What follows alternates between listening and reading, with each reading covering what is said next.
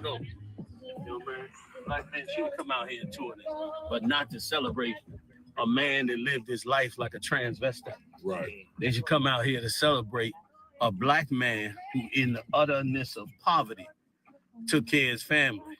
You know, man. If you believe Reby, this man raised 9 children in a 2-family house in one of the poorest cities in America, with one of the highest drug rates, especially in the late 60s, after the war against black people for asking for civil rights.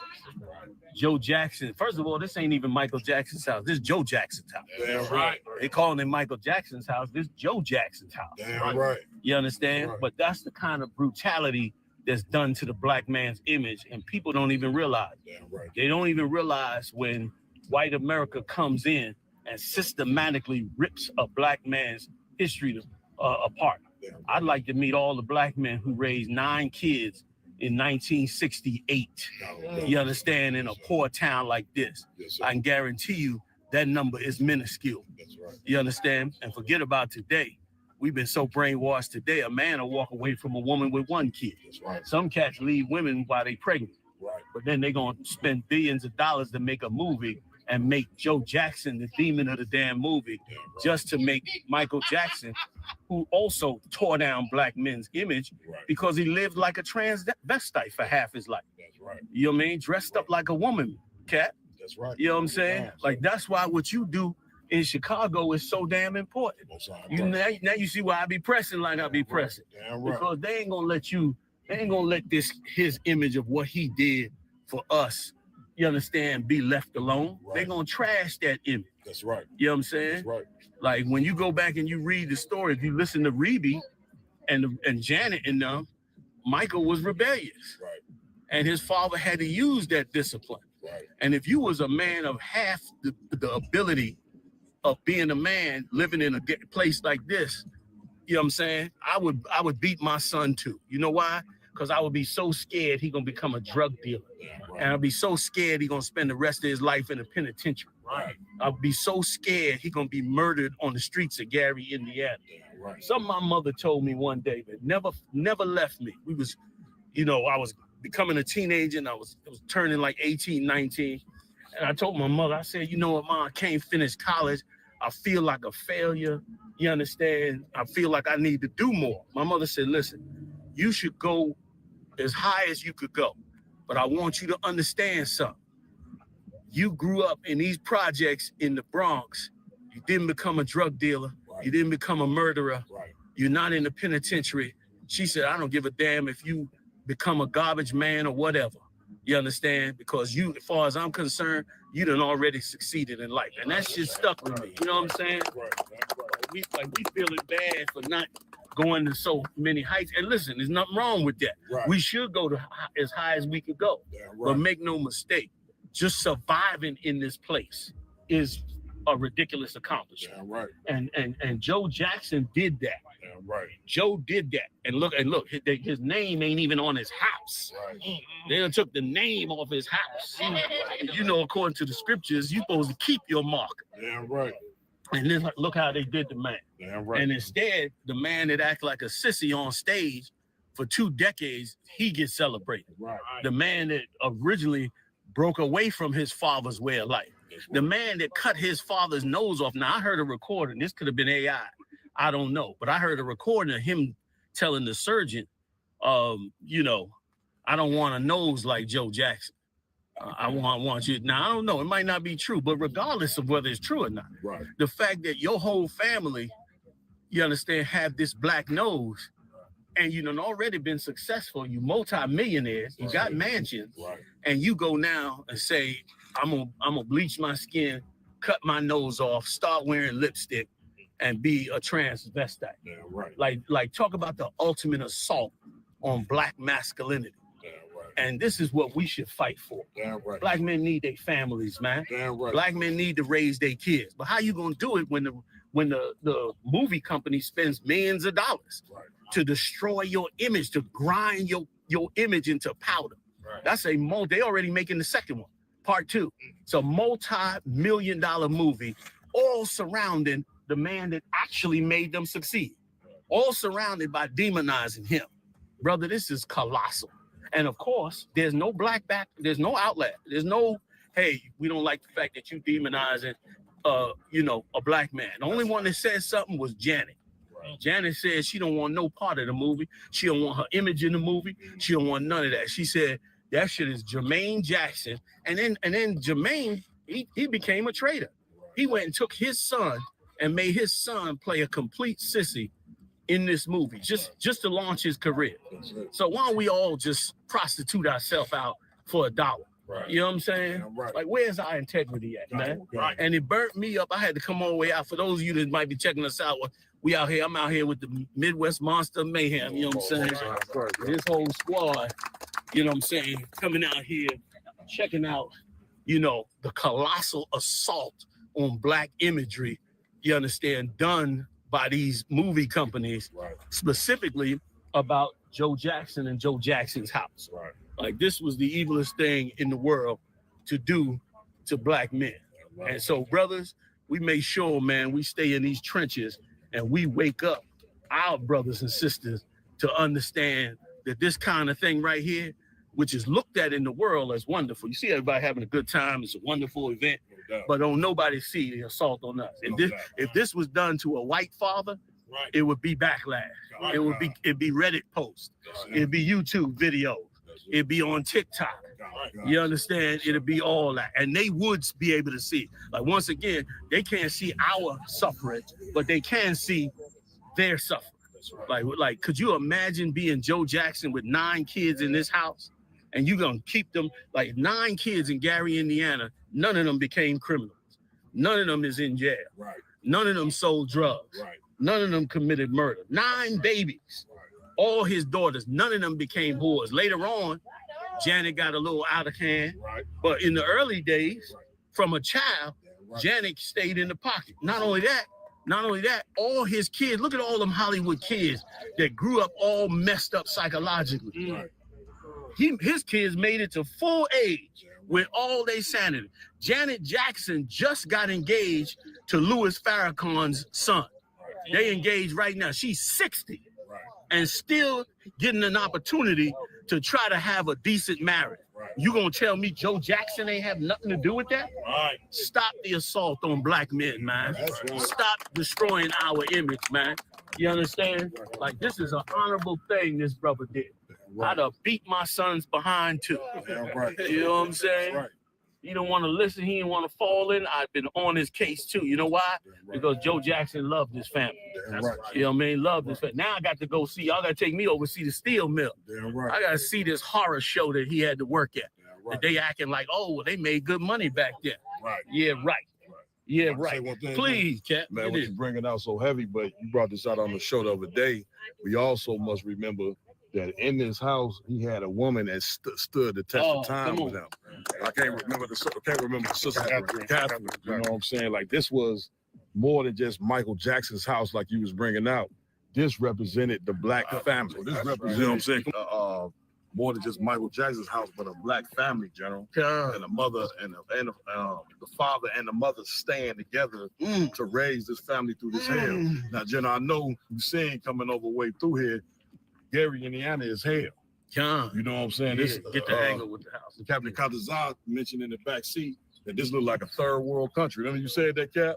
Coming over here. And for them to survive with 9 children in a place that's like a third world country, you know what I'm saying? Look, you know what I mean? Was very important. Was very important. And let me tell you, what you're saying is so heavy. Catherine had to endure everything, including Joe. Right. You ain't gonna tell me Joe came home happy and comfortable every night. Damn right. You ain't gonna tell me Joe came home smiling and laughing every night. Exactly. You go work in a steel mill in the 60s. Right. In the 60s, you weren't even a human to the white man. Damn right. You wasn't even a person to the white man. All this old civil rights stuff that was just coming in. Right. Before that, you was nigh onto a monkey to him.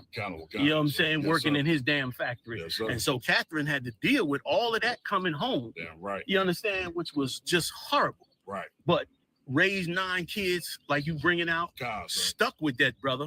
You understand? Which is amazing. Damn right. None of that celebrated. Damn right. None of that's looked at. Only thing is looked at is the fact that he could sing and dance. You want to talk about a selfish beast Right. to just first of all, rename his father's house. Right. This should be the monument should say the legacy of Joe Jackson. Damn right. You know what I'm saying? The legacy of Joe and Catherine Jackson. Right. Not the failure of his son to become a man. Right. You know what I'm saying? But since he made music, listen, I don't take no talent from Michael. Right. Michael was the best entertainer, I think, on the planet. Right. He was certainly the best dancer in the world. He put Fred Astaire to shame. When Fred Astaire was damn near, he was bad. Right. You know what I mean? But even Michael put him to shame. But that don't take away from the fact that black men's legacy in this country is destroyed, and Latinos, let's don't leave our Latin brothers out, and our Native Indian brothers are destroyed on a regular basis. Right or wrong, Jack? Right. You know what I'm saying? On a regular basis, it's on the assault and attack, and everybody went crazy because we mentioned, look at this little house. This is a little house. And listen, if you could go just right over to these two, just point at these two houses.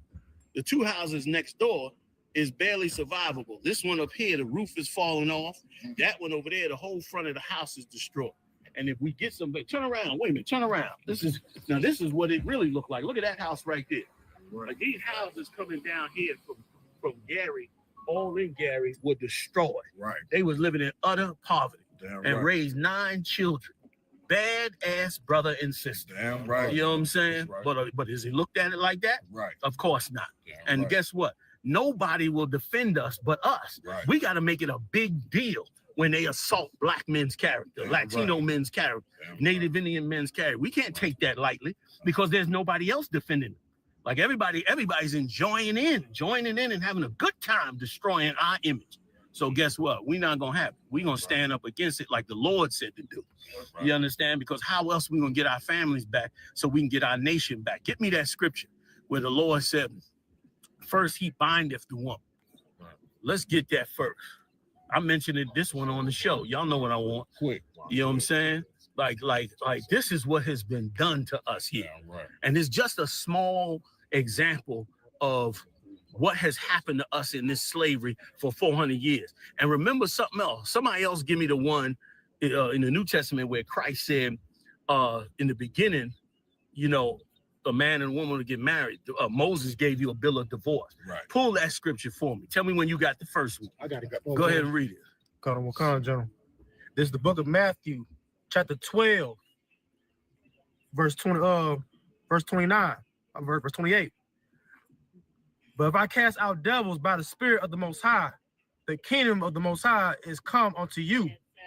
Verse 29. Or else, how can one enter into a strong man's house and spoil his goods? Right. How you get into a strong man's house and destroy it? Right. How you destroy his house? How do you destroy black men out of their nation? Go ahead.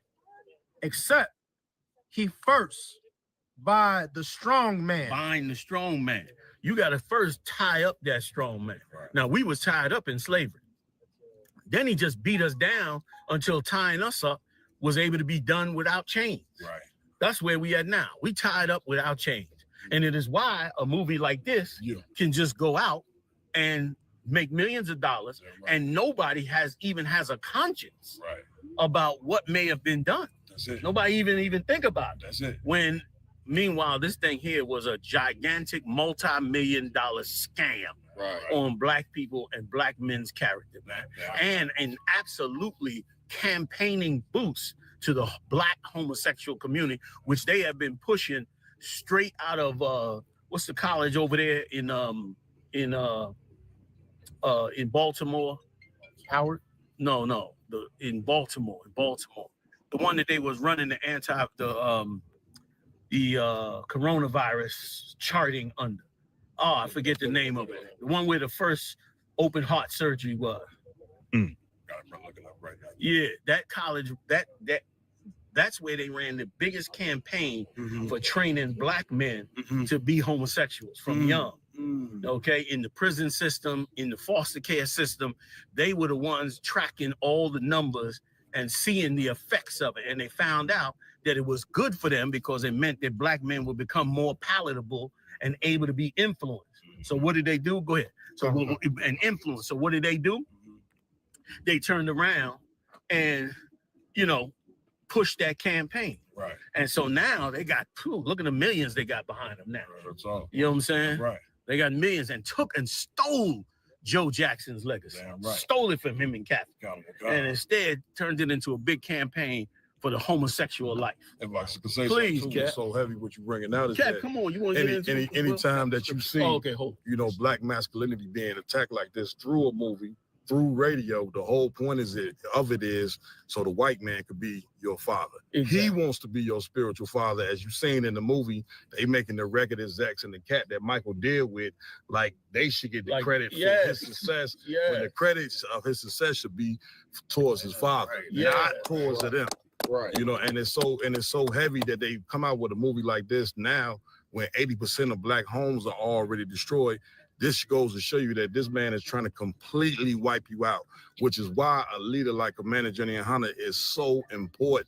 We want to thank under Yahweh Shah. You know what I'm saying? We want to thank Commander Jenny Hunter for coming. He didn't have to do this. He didn't have to come to Gary to shoot this film. You know what I'm saying? But he's doing this so you brothers and sisters can wake up to the attack and the assault that the black and brown family is under. So I just want to thank you for coming out doing that. For that. All right, so can I get that other scripture? You got it? Yes, sir. Go ahead. This is Matthew's the 19th chapter, and the 8th verse. He saith unto them, Moses, because of the hardness of your hearts, suffered you to put away your wives. Right, because our hearts was hardened when we came out of Egypt. Because why? The Egyptians taught us to hate our wives, just like America teaching us to hate our wives. So our hearts was hardened. They made our women harlots, so of course we didn't want to deal with them. But so Moses said, well, to get us out of here and keep us all together, I'm gonna let y'all divorce her. If she ain't right, you can prove she ain't right, I'm gonna let you divorce her. And he knew it wasn't the original law, but he trying to save these people out of here. So he turned around and passed that law for us to try to, you know, be able to still function. And how did that happen? Being under the Egyptians, man. What has happened to the black all over the internet? People is arguing and debating over relationships and what's right and what's wrong and can you do this and can you do that and all this. The whole debate is because the slave master has destroyed the structure of the family. He destroyed it with things like this. He destroyed the structure of the family, and more importantly, destroyed the structure of the black man's image so that he could destroy the family, which in essence was binding the strong man without chains, which is what he did. Read on. But from the beginning, it was not so. But in the beginning, it wasn't so. Once we got out of here and was out of here for a decent period of time, we was able to fix us and put our marriages back together and put our families back together. And that's what made it right. You know what I mean? So we should wake up. We should open our eyes that so much is being done to us that we're totally unaware of. But now is the time to become aware of it. Go ahead. And I say unto you, whosoever shall put away his wife, except it be for fornication, and shall marry another, committeth adultery. And whoso married her, which is put away, doth commit adultery. Right. Christ tried to set the record straight. You can't just decide to sleep with a woman, throw her away, and then you go get another one. Christ said that's adultery.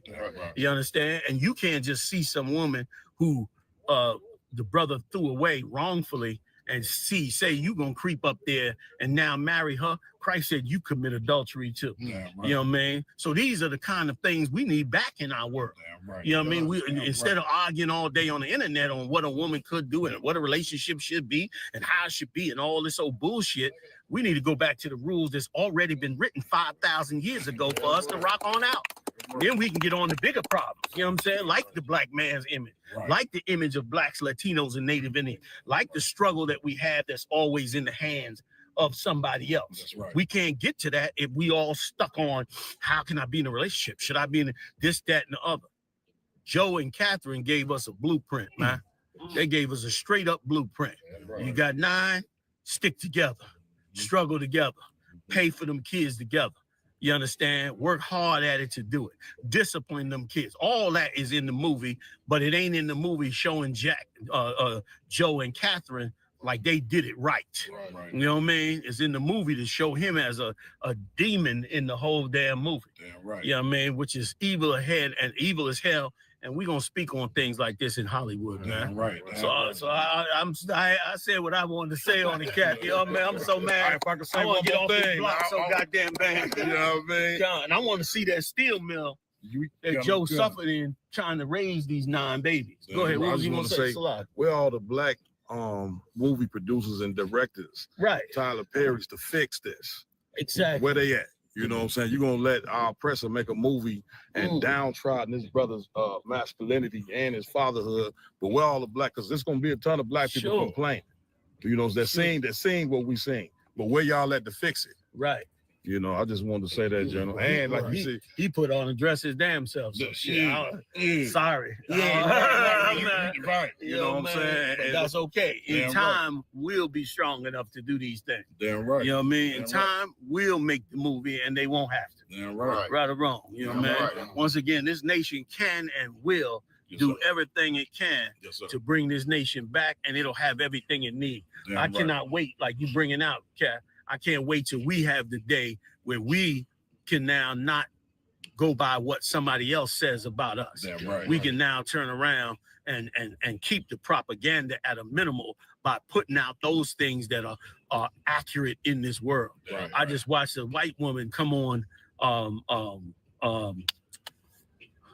Black Authentic Truth's channel, and she said, look, black men are demonized in the news and demonized every day as being criminals and leaving their kids and all that. She said, let me tell you a secret. Now, this is according to her. You can go to Black Authentic Truth to find out. She said, what you don't know is that a white man kills his whole family every day in the United States. That's what she said. I was like, what? She said, every day in the United States, there's a white man who kills his family. You know what I mean? But meanwhile, in the news, if you had to guess just based on the propaganda, you would believe black men is the most horrible men in the world.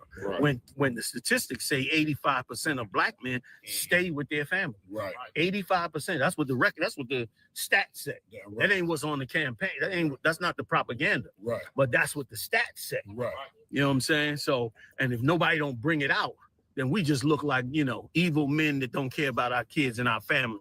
And brothers like Joe Jackson and Catherine Jackson, his wife, don't never get recognized for the amazing work that they did. You understand? This is Joe Jackson house. Damn right.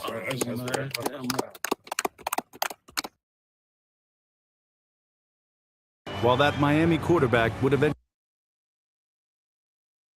America teaching us.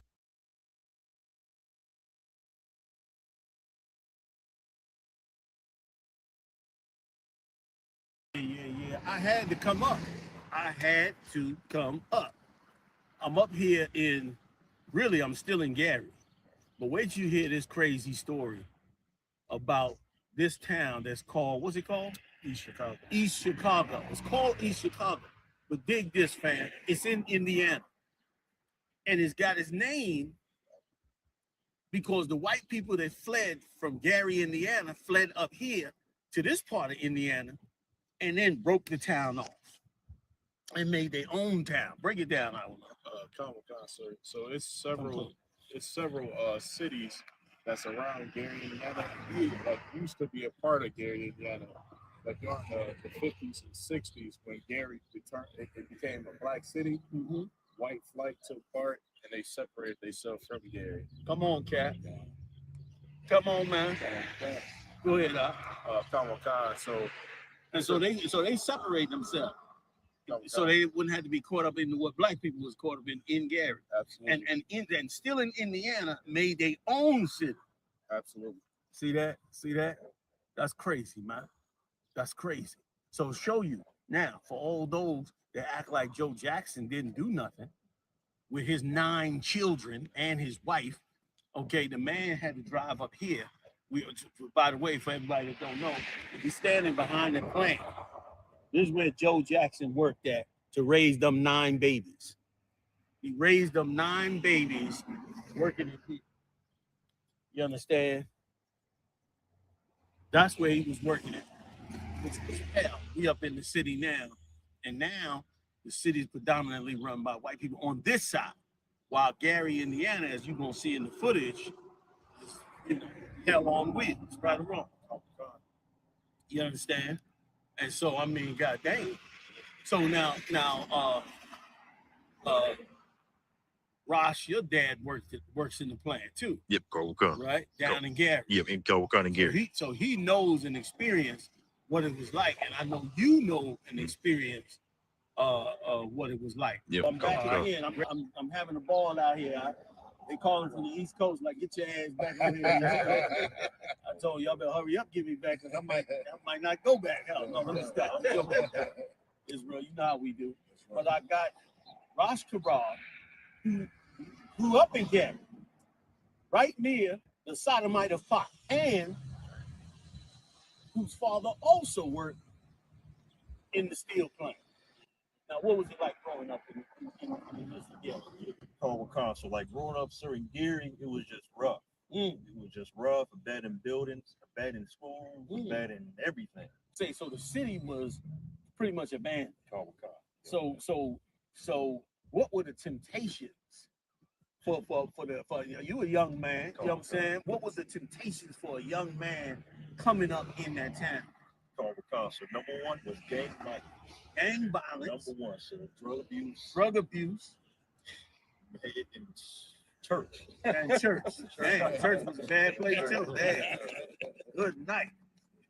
You would never think church would be on the list. They got, I don't know if you say it, but One on that. Gary look, Yeah. John, they got some mega churches that look like look like the White House. Yes, Right. I saw. Yeah. They were financing them churches because them churches was part of the problem. Right or wrong. Yes, sir. Now nobody can dispute that because you lived it. Yep. You lived exactly how Michael Jackson lived, Right. and you would know firsthand, you know, how it went down. Now let me ask you a question. Yes, sir. I noticed you're not a drug addict. I noticed you're not in the penitentiary. I noticed that you didn't get to be a part of all that. Now I know the truth had a lot with helping you, but before the truth, like what kept you out of the mix of being destroyed like so many brothers in America? And this is such an important question because brothers across the country going to see this and they're going to need to know what is the thing that a young black man needs, Latino, Native Indian, just a young brother, man, trying to not, you understand, get caught up into the games that was set out here to destroy both his soul and his body. What did it for you? Concert is so similar because I had a father and a mother at the time. I had the same thing as that. Yeah. So wait a minute, you saying your father and your mother helped stop you from, now come on now, you just saying that because I'm tell me the truth. That's the truth. Your dad and your mom being in the house together kept you from falling into the same thing. He from Gary, Indiana. I done made my case already. I want to see who's gonna make a case against it. I done made my case, Cat. You understand? Joe Jackson and Catherine were lifesavers. They were lifesavers. They saved them boys and them girls. And you was down there around that whole zone. And so you saw firsthand and see firsthand what goes on. And I mean, you must thank your dad and your mom for doing what they did. I want you to know that his father worked in the plant too, the other plant down in Gary. This is like an offshoot of Gary. It's really Gary. This is right here. But they changed the name, broke off, and made their own white city. And he made it out the same way Michael Jackson made it out. But through the grace and mercy of the Lord, and Yahushua dying for us to do the goddamn right thing, this man came into the truth. He took what his father and mother made, and he didn't put on lipstick and eyebrow pencil and start dancing and talking like a woman. He turned around and came into the truth and took what they gave him, and now he out here waking up brothers. Get a shot of these brothers. He waking up brothers, you understand, all across the country. And you understand, like, once again, what's your dad's name? If you don't mind me. Jason. Right. So Jason and if you don't mind, use their first name. Jason and Amanda, you know, they raised him and brought him up out of Gary, and this is what they did. Now, if Michael and them knew what they was doing, they would have hooked up with his dad and other dads and figured out the formula, you understand, to not let none of their kids end up in there. Joe was on the right track. Absolutely. His dad was on the right track. Absolutely. Now, if we had done that through all Gary, it would right now there'd be a big building in Gary saying the Coalition of Black Fathers, That's it. the Coalition of Black Families, the Coalition of something, where all these families would have had all kind of rec centers, classes, teachings, would have been bringing the school. You didn't need a $10 million church. That's it. You didn't need a goddamn cathedral in Gary. You got 10 cathedrals down there and 1,000 other churches. You wouldn't need none of that. Yes, sir. Because you'd have had just the Black fathers come together. Right. Could you imagine? Yeah. Baseball teams, Right. little league teams. That's it. You understand? All the good stuff. Teaching young sisters to do different things they do. Yes, sir. You understand? Bringing us all together. That would have strengthened us on miracle levels. Yes, sir. Instead, he just was selfish, became a transvestite, and only cared about himself instead of his brothers and what they did. And of course, now he's beloved by the world. That's why Christ said, get me where the Lord said the love of this world is enmity with the Father. See, he loved the world, Damn right. and he loved being loved by the world. Right. You know what I'm saying? That's not good. Please, Cat. What you saying so heavy, Johnny, you said this a few days ago. The solution to Megan Thee Stallion Yeah. and the solution to YNs and shooting up the neighborhood, terrorizing the neighborhood, is a Joe Jackson. That's what you said. Most High Christ. know what I'm saying? I mean, I can't come. I'm just doing the math. Count on what count. I ain't pulling nothing out my. I'm just looking at what the paper said. If I may about this particular brother here, Yeah, what I can say about the brother ever since he's been in the truth, yeah. you could tell. I will know this all the time. You can tell certain men that's not raised by father and certain men that's raised by father. Wow, give it up. Any for Father. damn right. You know what I'm saying? Anytime the brother get checked or get an order, no emotion at all. It's kind of one time to get the job done. And the brother is very instrumental along with Iowa Long and getting solidifying the barriers. Wow. You see the work he do along with Officer Rumawan on the whole technical side of it. Forget as well.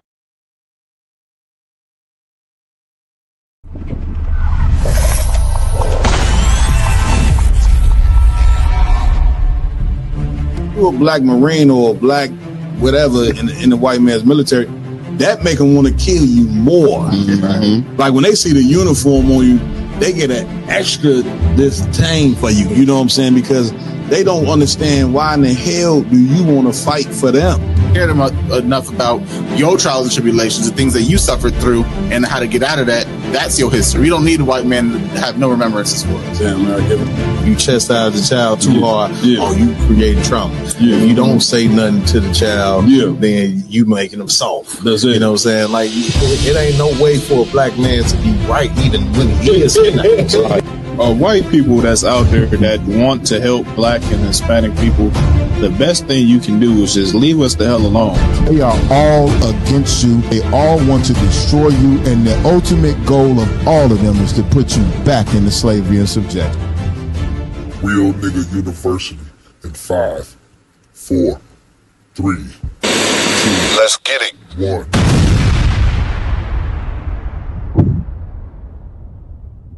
Hey, Shalom Israel, what it do? We back for another one.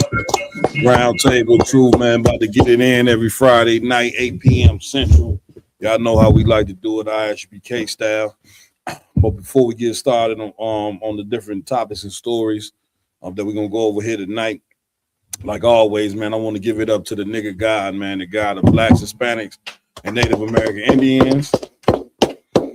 And of course, we want to give it up to our king, you know, Yahweh Shah Mashiach, whom the world ignorantly calls Jesus Christ. If you don't see Yahweh Shah Mashiach name on the ballot, don't vote. Right. Everybody worried about voting. I don't see his name on there. I don't see Commander Jenny Hunter. Look, I go to the polls, y'all done, and I'm gonna look for them names on the ballot. I'm gonna say, I'm saying, y'all can go ahead and keep that. You get my point. Also, we got to give it up to the man with the plan, none other than Commanding General Yohana. Yohana, get me right on this, Akim. He was in Chicago all week last week, man. Man, get me right on it. Putting that work in, man. Putting that work in. I mean, listen, wore me out. I told General, I said, man, you had to be, you the real monster. I mean, you know, so we definitely got it in last week. We went out to Gary. I think we did Black Watch twice. Milwaukee. We went out to Milwaukee. We raised up some brothers out there, and he did the Black Watch out there as well. We did the Black Watch 3 times, as a matter of fact. Right. Twice here and once in Milwaukee. Wednesday, rose brothers up out there. Came back, rose men up here on the round table. Man, what didn't he went do? to Gary, rose a brother up. Not from ours up, not from Gary, but rose a brother up when they were out in Gary. Went to Gary, rose up Captain Katazai. Big shout out to Captain Katazai. I rose up to a captain of 13,000. You understand? That is a hard thing to do in the ISBK, brother. Trust me. You see 10,000 hard. 13, that's another level. You get my point. What the brother did, though, he achieved that goal. So big shout out to Captain Katazai. Oh man, what else did John do? So he taught the class. He taught the class in Milwaukee as well. I mean, Commander Jenny Hanna, General Muhammad tell you all the time, the hardest working man in the nation of Israel. I got to give it to him. Woke Captain Mark Quad out. General got on the plane, man. I was at the crib. I'm talking about I could go work out, go do that. I damn near didn't even want to go take my kid and walk him to the bus. You know what I'm saying? All right. Well, we at with it. Like always, man, I got to introduce my host that rock it out with me every week. To my right, we got Officer Lamakiala in the building.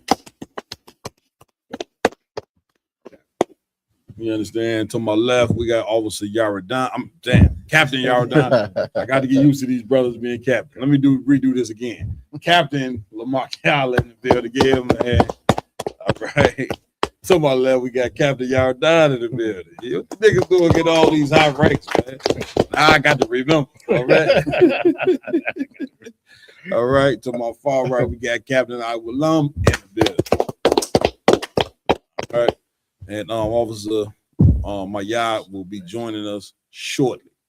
I also want to give it up to my tech team, baddest tech team in town, Officer Ramawan again, man.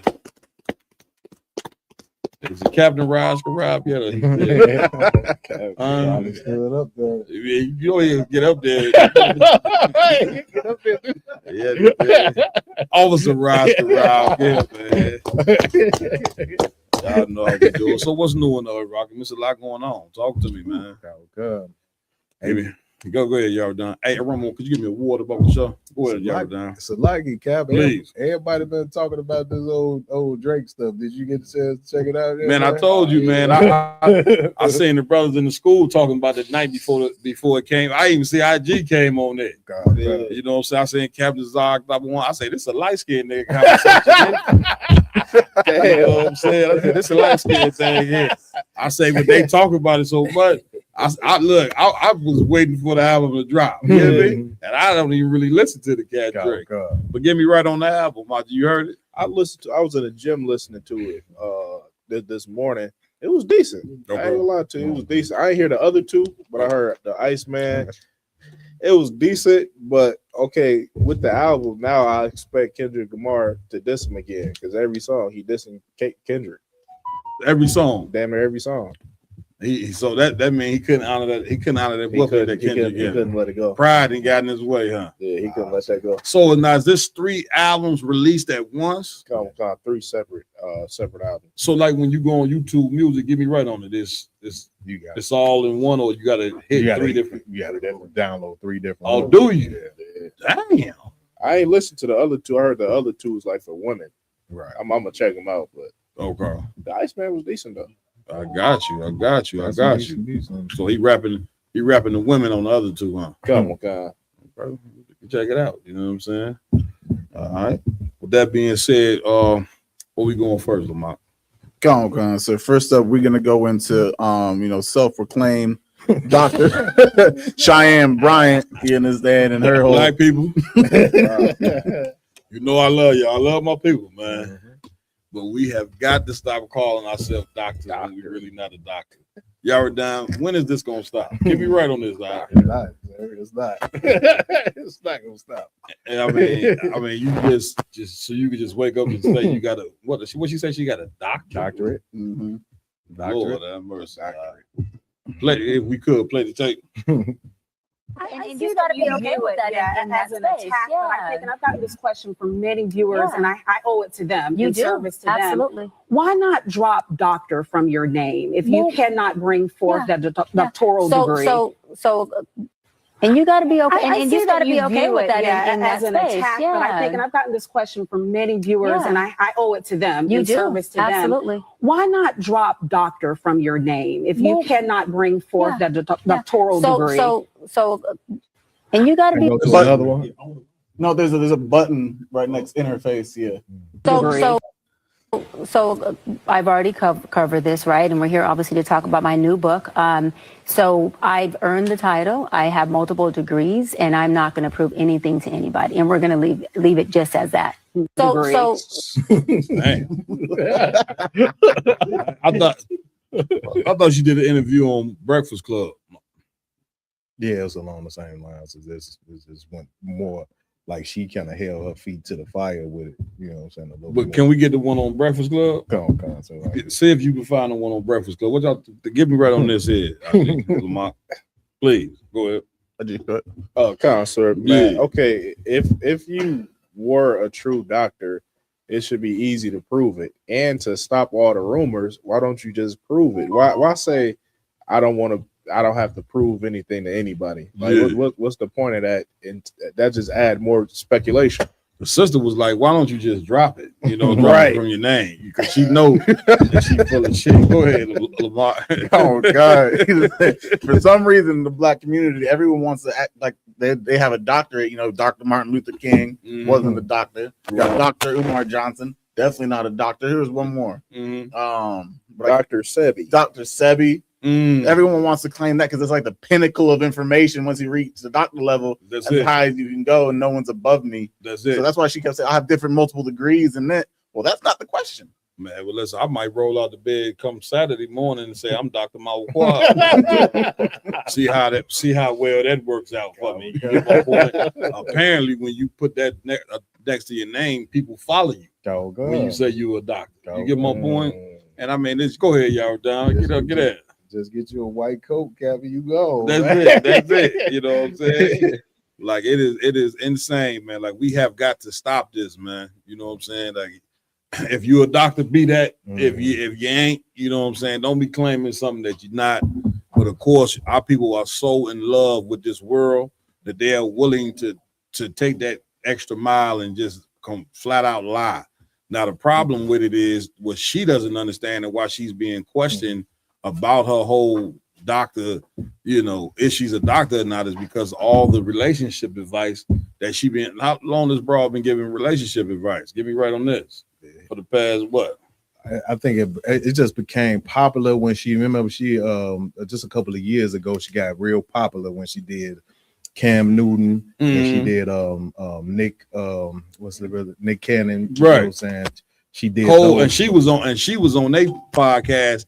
Give me right on this. Cole checking these Oh, cats, my God. sitting there talking to them. I think like she is really a professional. Meanwhile, man, this is Keisha from the hood, man. And fixed herself up. Good looking woman, you know what I'm saying? Well, I mean, you can argue here and there, you know what I'm saying? Whatever, you know what I mean? But I would have supposed most people might look at it and say she all right, you know what I'm saying? But my point is that the sister just flat out lied about, you know what I'm saying, having this but going all over the globe and giving horrible relationship advice. You get my point? Like again, just because and if you had a doctorate, and whatever, man, that ain't gonna fix us, man. Like we gotta take the level of humility. You know what I'm saying? It's something that's better than having a doctorate. She need to learn what it is to be a woman of the Lord. Get my point? And that right there is what's important for our sisters to see. Not somebody claiming to have a doctorate and getting up there giving horrible relationship advice. Lamont, if I may, like please. all this information, like you know, our systems, they flood the so-called white man schooling systems, thinking like that's the actual knowledge that they need to help anyone's lifestyle or their own lifestyles. But really, we got to move back to the scriptures. The so-called white man's information, his knowledge, his schools, all that. That's nonsense. Right. You understand? It ain't meant for us. They let them have that. Yeah. What we need to do is just come back and go to our history books, our science book, That's you understand, which is the Holy Bible. That's it. That's what we need to do if you really have any real information or want some understanding. Man, listen, the best relationship advice a sister can get comes right out of that Bible. It comes right out of that book. You understand? Which our people are vastly separated from that book because we believe that that book is talking about another people. You understand? And don't realize that it's talking about us and that it's filled with our history, right? And learn, you're supposed to learn from history. You know what I'm saying? You're supposed to learn from the people that's written in them records so you would know in this day and age how to act. You understand? Y'all done? Another thing I don't want is her not taking mental health as a serious thing. You know what I'm saying? As we know in the Black community, I don't want a lot of our people deal with mental health problems. That's a fact. That's a fact. You can't just go and just pull, your opinions out of the air like this sisters does all the time. That's it. She pulls opinions out of the air, not nothing medically backed or anything. It's a board that governs, how to deal with mental health patients. That's it. You know what I'm saying? You got schizophrenic people, bipolar people that needs actual help from a psychologist. Real talk. And you putting their life and whoever around them in danger if you proclaiming yourself to be an actual licensed doctor. Hey, these people need to be on some kind of medicine, and you can't prescribe it. What she's doing, Doc, is committing fraud. Right. Like this is fraud. Like she got people thinking that she's a professional. You get my point, and again, destroying people behind the things that she's saying. Is it, man? Again, this is something that, man, this type of demon here been living in our community for a very long time. It's no different from a preacher claiming to be a man of God. You understand? And you can see through his actions and the things that he teach that he is not a man of God. This would make a woman like that feel like it's okay to get up there and lie about having a doctorate. Because that's what we've been doing in the Black and brown community the whole time we've been in here in America. We've been here lying to ourselves, you know what I'm saying, about being men of God, about being women of God. Now we lying every 10 years. You got somebody lying about being a doctor. But now give me right, I'm coming to you. Is Umar Johnson our actual doctor? Get me right on it. If I'm not mistaken, I think this came out a couple of years ago that they pulled his card on that. Yeah, I think he's something, but he's not a doctor. But he calls himself a doctor. Come on, Tom. And maybe that's why he ain't got to school yet. Then you get my point. I'm just being. Where we going with this? So we could just lie about that now, right? Y'all done. What's so heavy about what you're saying, sir? I remember being in the Christian church. And a lot of what Christian pastors do, and even with higher ranking like deacons in the church, they call each other doctor. Yeah. They call each other doctors as a nickname. Hey, go ahead, doctor. You know what I'm saying? I did not know that. Yeah, that's like a slang to them. Like they a doctor of the law. Yeah, accountable cons. Meanwhile, these cats here is doctors of sin. The only thing they can teach you how to do is be a damn sinner. Okay. I mean, this is insane. Now go ahead and play this video, Raj. Your doctorate because people can't find your dissertation online. How are you responding to that in this new era of your life? I'm going to clear it up once on here. I'm not doing it again. And I'm clearing it up for. So this interview is after the one we just watched. I believe it might have been right before. Oh, this was right before the interview. I got you. Go ahead, play it. For my doc squad, for my fan base, for my audience who deserve to hear me address it.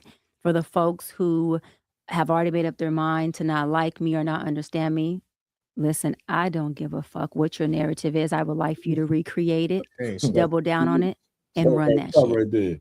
Is that the professional way to address things? She knows she wrong. Yeah. Now, we just 2 weeks ago talk about alley cats. Roman Juan, where you keep getting these alley cats from, man?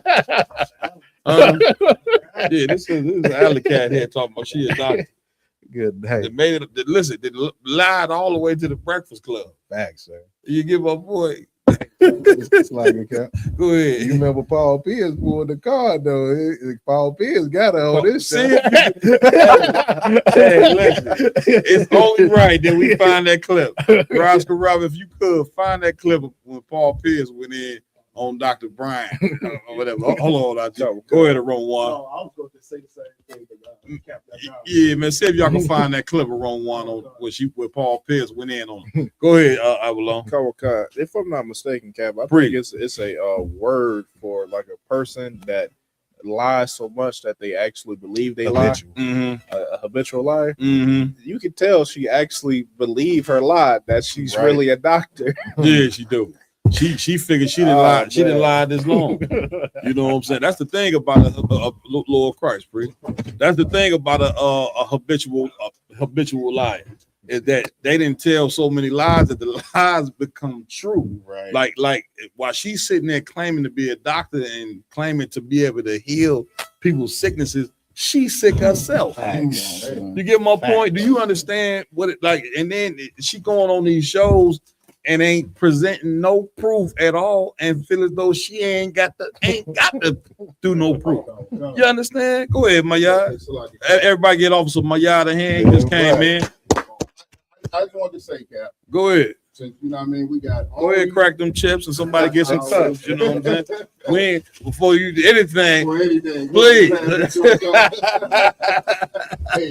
Man, both sides Christ. I just want to reintroduce myself, sir. Damn right. I am priest and officer of 5,000 Dr. Mayad. That's it. Yeah, that's how we doing in the black community now. Hey, y'all, let's just all declare be doctors now. You know what I'm saying? Somebody asks you about what your doctorate is, what you gonna tell them? I ain't gotta prove nothing. Who are you to be asking the question? Let's go ahead, Rob. Give him the mic. Give him the mic. Okay, you gonna get your doctor from Real Nigga University? All right. I got my doctorate from. I'm amazed, like what these so-called doctors have found out is that it works. You understand that they learned from Dr. Martin Luther King, putting that title. Wait a minute. Wait a minute. Works. Let me slow you up. So y'all saying that Dr. Martin Luther King wasn't even a doctor? Donald Gunn. He just had the title. Did y'all fact check that? Y'all down? So what I did hear about Martin Luther King, his dissertation is supposed to be plagiarized. Okay. That's what I heard about his doctorate. He actually does have a law doctorate because but the dissertation for you to become a doctor, it wasn't legitimate. It was plagiarized. Like he So he ain't no doctor either. Damn. Black people, when we gonna stop this, man? Come. Give first of all, get Captain Ryan my hand back in the building. You understand? Also give Officer Karakar a hand, man. Karakar, you got to get me right on this. When we gonna stop lying about being doctors? Oh no, Cap, they come up in and get that understanding the right way. Now y'all got me to where any black person that say they're a doctor, I would be looking at it like, nigga, that's just, I don't know, bro. Where your paperwork at? Right. I ain't got to show you nothing. Go ahead and finish playing this tape. Because I don't give a fuck about it. Okay, Now, you to my talk. doc squad, my fan base, my folks, my village, it's very simple. I went to a school, Argosy University, completed an entire program. I went back online to get my official transcripts because I was applying to a law school many years ago to be a professor there. And I had to provide my transcripts, right, to get hired. Right. And I went to contact the school and say, hey, I need my official transcripts. I need my entire thing. And there was no school. I was like, okay, I'm confused. I Google. It says this school has been shut down. I said, oh, well, they got to have records. I mean, Stop it right they were there. So convenient. Go ahead. Hey, what she doing right now is what you do when you applying on a job resume.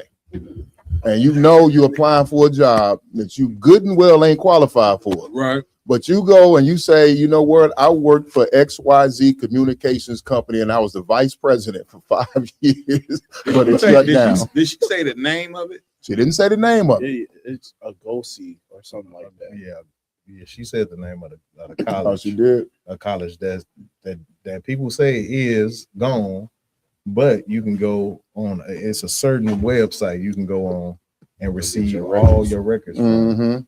I'm saying. So what she did was she went and did the research on the university that does not exist anymore, Right. and think that she could just come and just pull this lie over the top. Like, I mean, of course, we've been sitting and laughing, of course, because it is hilarious, but it's also a serious side to this as well. Is that a ton of our people that we look up to been lying? You know what I'm saying about having the credentials to lead us and to fix us. You understand? And thank the Most High for Commander Jenny Yohana. You know what I mean? Who's a real general, who's a real priest, and who truly served Christ. You understand? Because he is a real doctor, even though he don't call himself a doctor. He's a real doctor in this. He has found a recipe to be able to fix black men. Right. That's a fact. He has found a recipe in being able to fix black women. Right. Hispanic men, Hispanic women, Native Indian men, and Native Indian sisters. And brother, that is the truth. I'm right. You know what I'm saying? You can take all the medicine in the world, but the one piece of medicine that we need to be able to take as a people is the truth. About our identity, about the God that we supposed to be following, about how we fix our relationships, about whether we should vote and not vote. We're gonna be going into that as well. Like that is the whole point of the ISUBK. That's right. You know what I'm saying? Like all the hate that we receive, Karakar, we supposed to receive this hate. Right. Because Christ said in the scriptures and the records that know of a surety that you are going to be hated. Didn't he say that? Yeah, that's in the Bible. So you already know once you get that oil poured on your head, man, don't expect to be loved by people. Right. I ain't sure if brothers come in here, not IG, and expect to be loved. You ain't getting no love, not from the world. You know, not because this world right here is about white supremacy. Damn right. Religion about white supremacy. And the only way to combat that is brothers who understand the Most High. Right. Get my point? And who are really serious about fixing their people. This sister ain't serious. She's not serious about fixing anybody, y'all. This sister is like once again, like preachers who are not really truly men of God, even though they call themselves pastor and this, that, and other. You go ask them questions about the Bible, brother, they can't answer them for you. Which means they you know what I'm saying, they under falsehood as well. You see what I'm saying? And so what this sister is doing right here, what this is all about, brothers and sisters, is a hustle. That's right. That's all she doing. You know what I'm saying? You got some of our people, man, that don't care about us. And when they don't care, man, they'll tell you they so-and-so just to be able to hustle you. You get my point? And so this is serious, man. Y'all down? She was also on Joe Budden's other one where she's bragging about like not working up under a licensure that which you have to work up under to be a true psychologist, because it's a board that governs you know what information you give to the people, right? So she's bragging about that and making and the amount of money she's able to make, the amount of money she's able to make without working up under that license and being having to answer to anybody about the advice or anything that she gives to any of her clients. Sure, nice.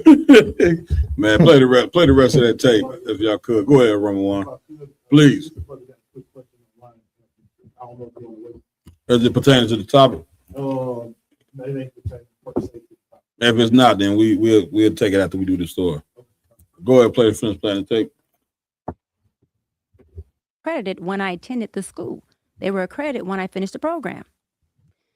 I go and look, there is a third party that has the records. Why I contact the third party, that third party only holds records for 2 years. I was past my 2 years. So that means that I had no access to records. And then I contacted, financial aid. You can't make up financial aid. It shows that I paid for a doctoral program alongside my master's program and my undergrad program. And they said, we can fully refund you your money under one circumstance. We give you your money back. You don't get credit for not a class, a course, a program you took in this university, at this institute. So do you want us to refund you? Or do you want us not? I said no, because I didn't want to risk the chance of them saying, well, we're going to give you back your money, and it wipes out your entire program. Luckily, I had, I do this with all of the schools. I had downloaded from the actual student portal my transcripts at that time, and I was able to get just about all of my transcripts, including up to like dissertation. But everything else, there's just no holding take for any of our records, which I think is completely no, that's fine. And it's not even, I think it's completely effed up. Just in They general. are going to kill you online Was it- this week. They're going to say she has no records. They just want to hate you regardless. But No, that's fine. And it's not even that there's no records that I don't. The school had a third party that carried the records only for a limit of 2 years. So it's not me, it's But any she a hell of student a, that she a hell of a liar. Stop it right there, Ryan. Give him the mic. You can tell like it's definitely a lie, because even if the school was closed down, you'll still have record that you still took the course for certain programs. There's no such thing as a school having a third party program of transcripts. That's a lie. Right. You know what I'm saying? Once you pay for that program, pay for that course curriculum, that's yours. I mean, and You know it's, what I'm really, saying? it's really just a knock on our intelligence as a people, where the sister think that she can just get up there and just continue to just carry on with it. You understand, Lamont? But man, usually like when you graduate, like high school, middle school, college, or any type of large event that's going for a career, you get one in paper. You know what I'm saying? If you go to any doctor's office, they have their paper mounted on their wall. Right. Yeah. So like they don't just get it off a line, they get it when they finally graduate the program. That's it. So she should already have a physical copy. Why don't why don't she just say that she's just not a doctor? She just, Keisha from the hood that just want to give advice. Bad That's advice, it. and on top of that, you understand, like the whole point of calling herself a doctor, she does that so it's supposed to translate to you, to our people, that you got to listen to her. You see what I'm saying? You know this, on Cam Newton, then when she got to talking, Right. This man, This a doctor talking. right, they feel like they had to be quiet to get my point. Meanwhile, this sister don't know what the hell she talking about at all. You know what I mean? Y'all ready? You gonna say something? Like I said, if I Please. could, she got a chain on that got DOC on it.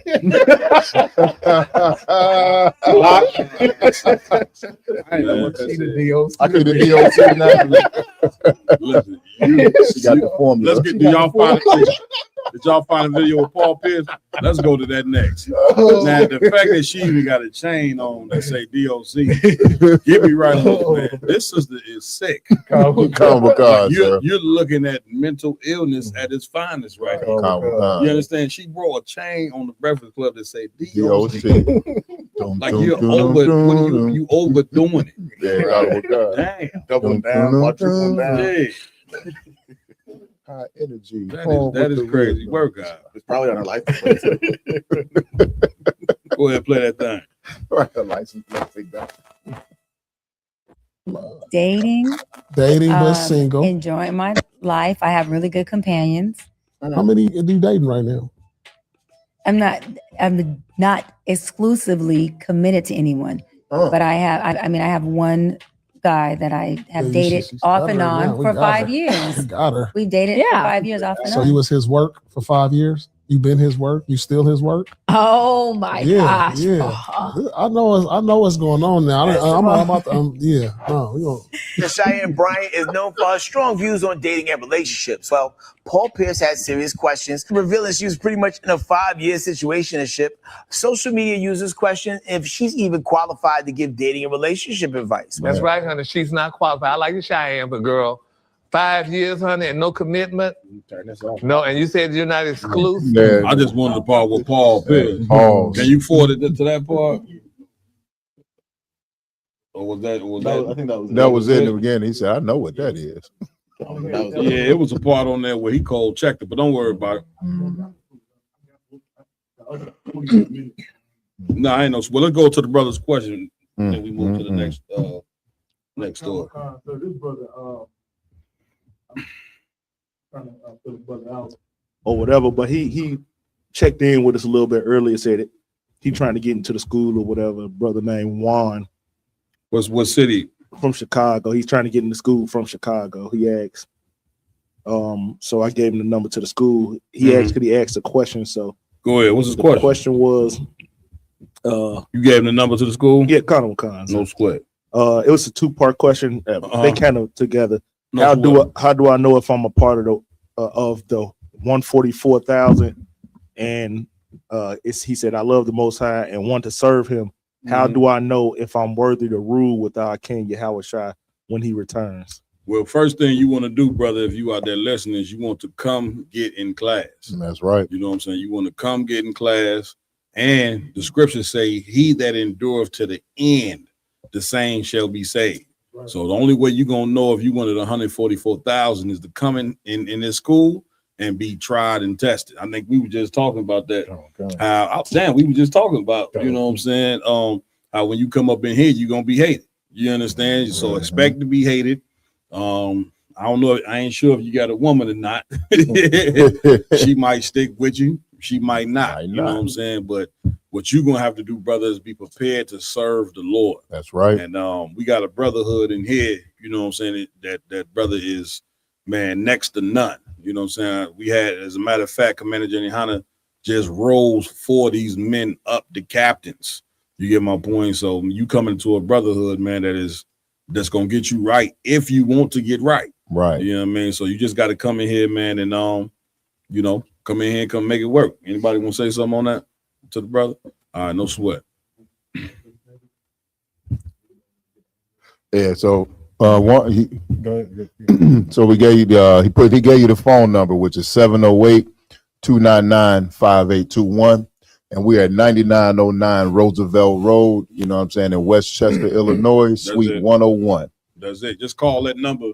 And when you call that number, you're gonna get all the information for class, the time, the date, all that. You know what I mean? So we be in the game. All right. Lamar. Come on, sir. Next up on the queue is we have a cat named Sean Gathright. His defense team argued that he should be kept in prison for labor. This was crazy. I believe he was fighting. They were trying to give him like the needle, put him down. Right. Yeah. And instead the defense team wanted to use his defense and he just used it for labor. You got the back. Backstory. Go ahead. So this the cat. Him and 3 other people killed that rapper Julio Fulio. Okay. Popular rapper in Florida. Okay. And I guess he was supposed to be like a quote unquote good guy, right? Good grades and summer camp and shit like that. Right. You know, of course, you listen to drill rapping, and you know what I mean, and he did what he did. That's it. Got life or the death penalty, and he broke down in court as you can see. Yeah, and Florida, the wrong place to get sentenced in. Somebody get me right on that. Them devils down there don't play. You know what I'm saying? Anything when you crossing that Mason-Dixon line, brother, they is trying to hang you. Okay, go ahead. Let's check it out.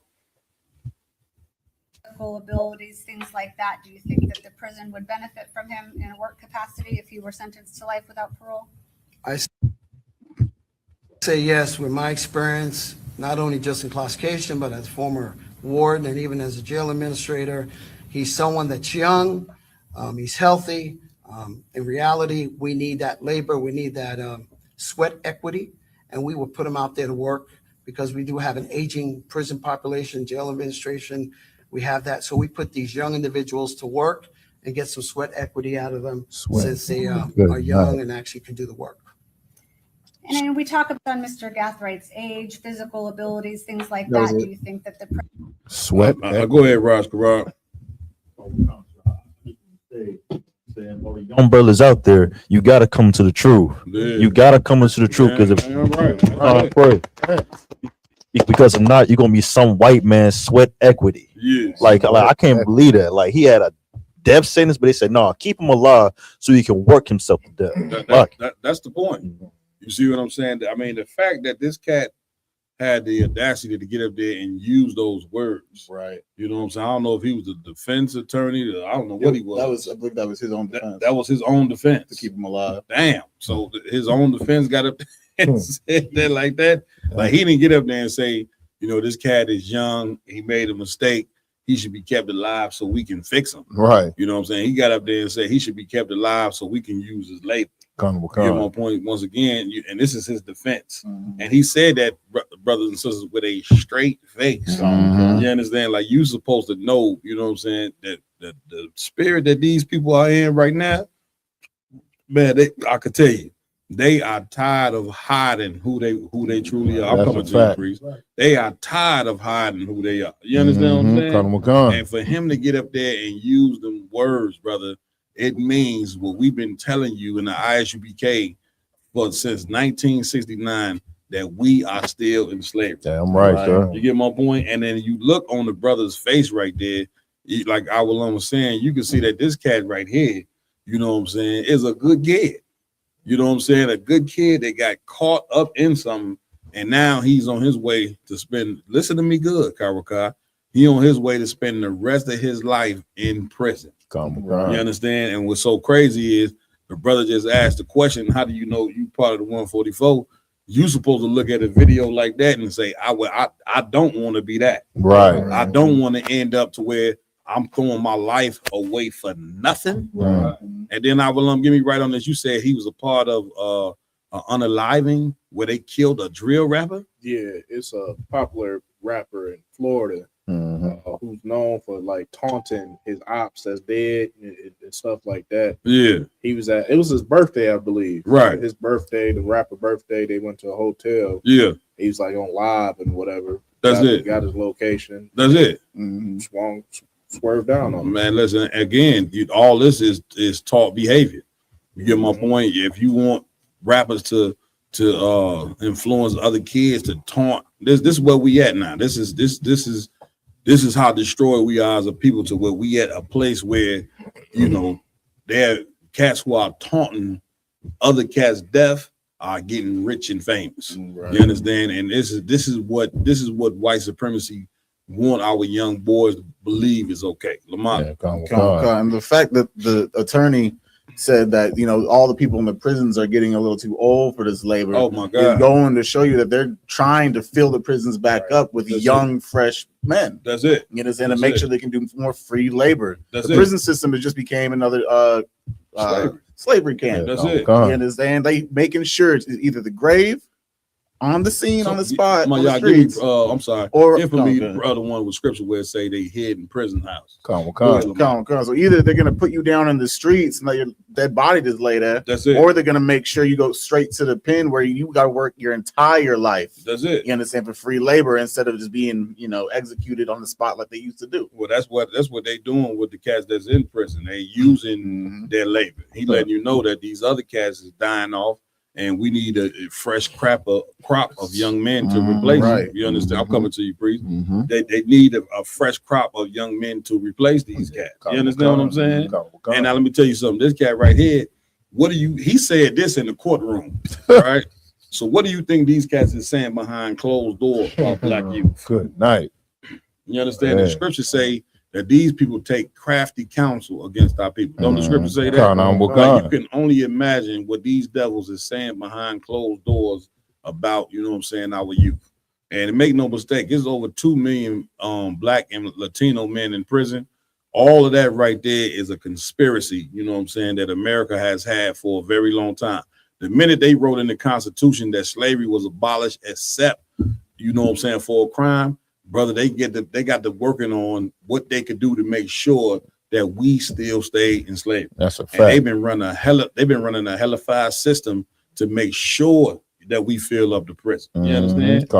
Ryan? No, I was gonna say what you're breaking down so heavy, because that's why Christ said, "Let your light shine before men, so that men can see your good works." That's it. We're at a time right now that young men needs role models. You understand me? Young men needs men to look up to. That's it. Because people look up to rappers and, you know what I'm saying, gangsters, drug dealers. It's time for young black men to look up positive black male role models. Yeah, I'm right. You know what I'm saying? That's if I could before that, Cap, please get out. I don't know if you remember a couple months back, we went over a story where the private prisons were suing different states. You know what I'm saying? Because when they build those private prisons, they're promised a certain amount of prisoners. That's it. You know what I'm saying? That's Those prisons are built on a population of people right that are going to be in prison to do the labor, and they get paid off of every bed that's filled. That's a fact. So when a state does not deliver the promised amount of prisoners, the private prison sues the state for the money that they lost. Damn So right. it's up to the state to guarantee that they're gonna have heads in those beds. Man, listen, what you bringing out so heavy. I was just watching the interview that Tupac did. I know y'all probably seen this, where he was talking about how the town that he was locked in at Clinton Correctional Facility was basically an all-white town, and everybody in the town, this is how they lived. You know what I'm saying? They lived off the economics that they got from the prison. And what's sad is it'd be a ton of these sundown towns that we ride through. Man, listen, ride through the cornfield, you know what I'm saying, long enough, you're going to see a big building where it's a ton of our brothers and sisters, you know what I'm saying, locked up in that prison. You understand? And it's feeding, like Pac was bringing out, this prison is feeding everybody in the town. You know, now, if that prison was there, these people would just be poor white trash. You know what I'm saying? But instead, they said they're gonna go ahead and take our destruction, our blood, our youth, and profit off of it. Now, how do we stop this? We stop it by doing something that we fighting to do, and that's get away from these goddamn voting polls. Damn right. You understand? What you don't understand, you worried about our people on there crying about voting, when meanwhile the cats that you voting, they making sure that your sons end up in prison.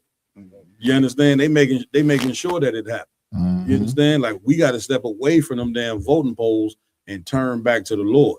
Now, turning back to the Lord is it's a concrete thing. It comes with rules. You can't just turn back to the Lord and say, well, I'm turning back to God and going to the imagination of your own mind. You know, like we was talking to the sister at the table. She said she talked to God in the closet. You see what I'm saying? I'm trying to explain to the sister, man, you talking to yourself, a demon. Right. In that damn closet. You understand? Like, if turning back to the Lord is turning back to the rules that the Lord put in place in order for us to be a strong society. Right. And that's why the ISUBK is so strong, because we are men of honor that are governed by rules. Damn and right. we go then and teach our women to be women of honor that are governed by rules. Like, this is how you stop your youth from going and filling up these prison systems, by turning back to the Lord and doing what the Lord says. Right. You get my point? What we at with? This is an older video of basically white people's thoughts about. Let me get that scripture for me. It's the book of Isaiah, chapter 42 and verse 22. Go ahead. But this is a people robbed and spoiled. The people what? Robbed and spoiled. We rob what? Of our nationality. Spoiled means destroyed. Once you take away our nationality, our identity, you know what I'm saying, we become spoiled, which is destroyed, because we have no clue on who we are. So basically, we just whatever America has designed us to be. Whatever education they want to give you, you know what I'm saying, you take it and you learn that, and you become an American. You know what I'm saying? When you ain't brought here to be an American. You know what I'm saying? The Lord didn't put you in slavery to be an American. Right. He put you in slavery to overcome slavery for our forefathers' disobedience from not keeping these commandments. You get my point? So we supposed to come over here and find the Most High. And we definitely ain't gonna find the Most High by going in the damn church on Sunday morning praying to the same God that the Ku Klux Klan is praying to. Right. You see what I'm saying? You would tell us, well, now we praying to a different God. Now you ain't. You understand? You praying to the same God. How do you know? Because when you pray to that white Jesus, who is benefiting off of praying to white Jesus the most? You understand? The Klan is. Now you finding out that the damn people who work in the White House and who work in the House of Representatives and Republicans and all that, now you finding out that they Klan members. You see what I'm saying? Oh, you're so shocked by that. You understand? Yeah, you find out that they took off the damn suits, the damn white sheets, and put on suits, and sitting up there in the damn Senate, you know what I'm saying, taking a pen, writing laws to destroy the whole fabric of the black family because they're against us. But yet you in church praying to their God, thinking that their God is going to be beneficial for us. And now you look up in 2026, you in the complete jam, and then you getting mad at us because we come out and tell you it's time to serve the nigga God. It's time to turn away from their God and give their God back, because their God ain't working for us. Right. And it only gets worse from here. I hate to tell you. You know what I'm saying? You looking at Donald Trump like he is the only white supremacist in America. You know what I'm saying? Apparently, white supremacy is what put him in office. That's right. You understand? That whole damn country is white supremacist. Right? Like, what world are you? Get out of this damn fantasy. That's what the prophets of the Lord, we are here for. That's what Commander Jenny Hanna is lead blacks and Hispanics for, is to wake you up out of this fantasy that you living in before it's too late. Because again, it only gets worse from here. You understand? Read. They are all of them snared in holes. All of them what? Snared in holes. Nobody know who in the hell you are. You understand? Nobody knows what happened to the Israelites after 70 AD. All they know is that they ran into Africa, and that's pretty much it. But listen, man, the scriptures say that if you don't see the sun or the moon, then the Lord say you shall no longer see my people. I'm paraphrasing. But nobody knows what happened to the Israelites after 70 AD, after the Roman Empire put an end to the state of Israel. You get my point? But we did the research, and the research that we did was so strong, we found out that the damn people that left Israel in 70 AD is sitting right over here in America with no goddamn identity, fitting the prophecies to a T. Oh my God. This shoe fits us right here. You know what I'm saying? To be men that got a moral compass, brother, this fits us very well. I'm right. You understand? Any more on that? Come on. Read. They are hid in prison houses. They are hid where? In prison houses. That's how you know that your religion is garbage. That's how you know that worrying about a 1964 voting bill is garbage. Right. That's how you know your whole world is garbage, because your sons are ending up in prison houses. Well, you know what I'm saying? This society and the things that we doing in this society is not working for us. Right. And the Lord is showing you the end result. Like you looking at this video right here, the one with the brother there. This brother looked like, what was he, 19, 20 years old? Come. You know, 19, 20 years old. This brother just threw away his life for nothing, right? And the reason why he threw away his life, because the leadership that black people have is just that ridiculous. You don't have any leadership. Right. That's the reason why our daughters are whores. Poor leadership. It's the reason why a young cat go to jail, be 21 years old, and some judge sitting there giving him 75 years or the death penalty. Why? Because the leadership has failed. That's right. You know what I'm saying? So for those, man, you know, like the brother asked his question, how did he become one of the 144? Get a brother a hand, because that was an excellent question. That means what we're doing in the ISUBK is working, because these young cats now want to find another way out of this. And guess what, brother? We have an avenue out of this. We got an avenue, you know what I'm saying, to make sure that you don't end up 16 years old in a damn casket, brainless, life over, you know, over nothing. Right. You know what I'm saying? We got the antidote to make sure that you don't sit in some damn courtroom, get 80 years, and then go in your cell and cry crocodile tears, because we know that's what you're gonna do. That's right. And this cat right here, man, listen, they're gonna get to him in that joint. You know what I'm saying? You can tell he ain't even built for that. They're gonna eat him alive up in there. Right. You okay? Any more on that?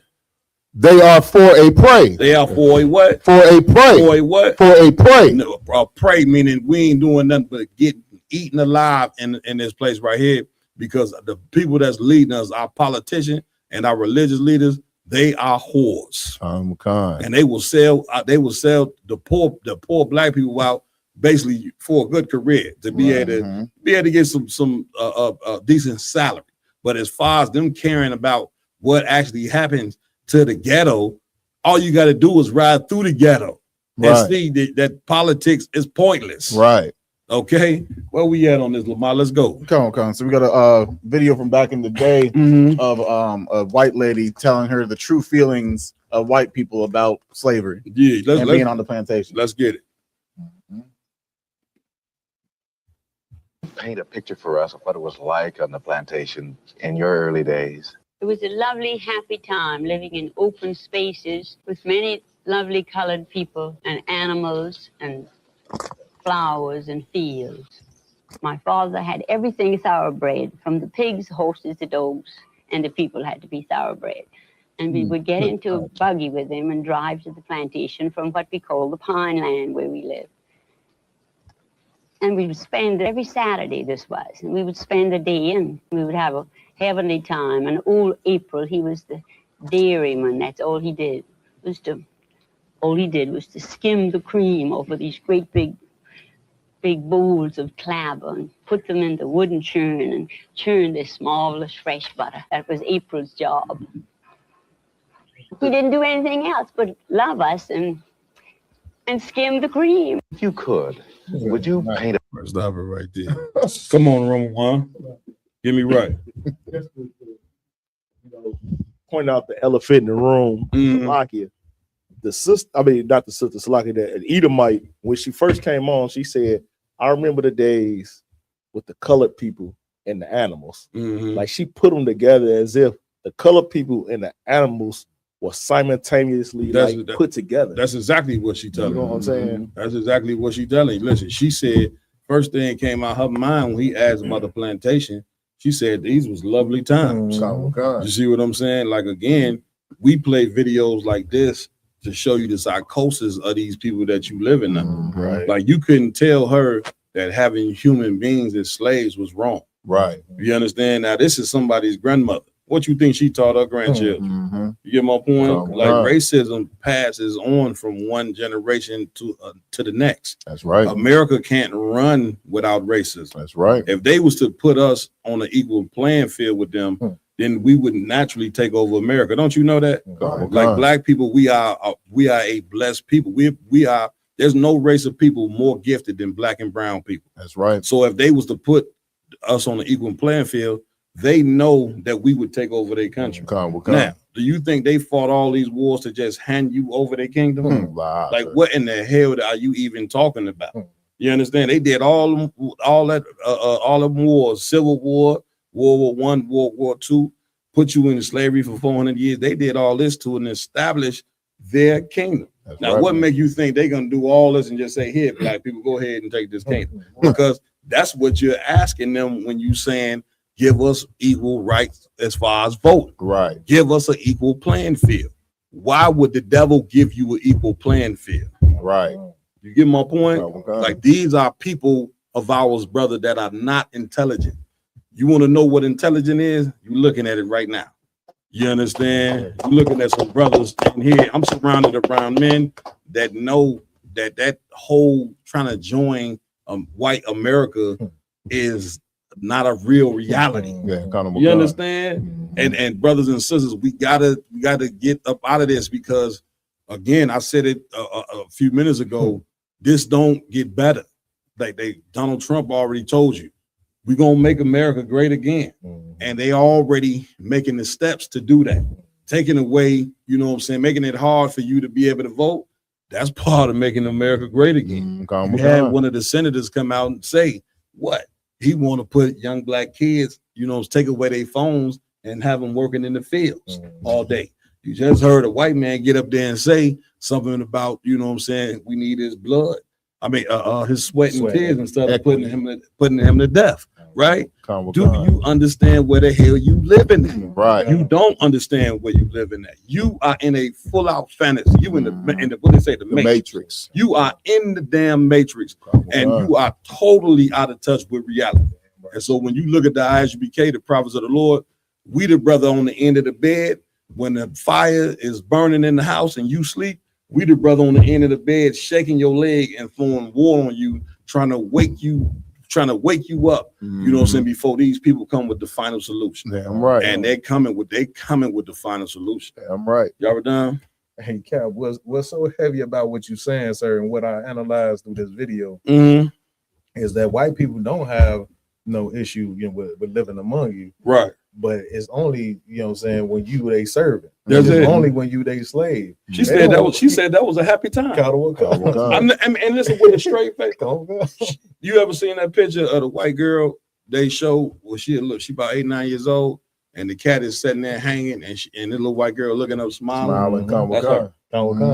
That's like they don't even. These people don't look at you as a human being. Right. And if you living with people that don't look at you as a human being, can never coexist with that. Right. Y'all done? I'm sorry. No. You got to, sir, because you know what you're bringing out is super heavy. Because black people, like you said, black people living under the illusion that white people want to, coexist with you. Yeah. You know what I'm saying? If you look, like she said, that's such a happy time. Yeah. If you look at in the 60s and the 50s when they was trying to desegregate the communities, yeah, white people had a disdain for having to go to school with you. That's it. And to sit in a restaurant next to you. Right. They had riots. Come. These people had riots to not go to school with you. You understand? Like when you tried to come in their stores and force them to take your black dollars, you know what I'm saying? They would beat you over the head. Even though your black dollars was gonna get them rich. They didn't want your black dollars. You understand? Yes, sir. Now, who was all this forcing this? The civil rights leaders. And we keep telling you the civil rights leaders of the 60s were the dumbest leaders amongst black people. You seeing the effects of it right now. And really, you seen the effects of it decade after decade. You get my point. You posed it. Martin Luther King spoke about a dream. The white man said, okay, cool. You know what I'm saying? We're going to go ahead and flood your neighborhood with crack cocaine.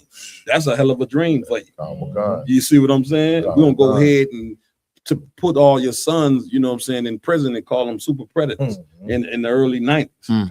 You understand? Like this place is, man, brother, this is a horror story I experienced here in America. This is like a book that you read from page 1 to 200. And then it ain't nothing but horror in it from the beginning all the way to the end. That's a fact. And I'm like, imagine you living in America, but imagine reading about America. You get my point? Matter of fact, you can read about America. All you got to do is go to Deuteronomy, the 28th chapter of Karakar. I think that's where you read about it, where the Lord said if we disobeyed him, that he was going to put us under this hell.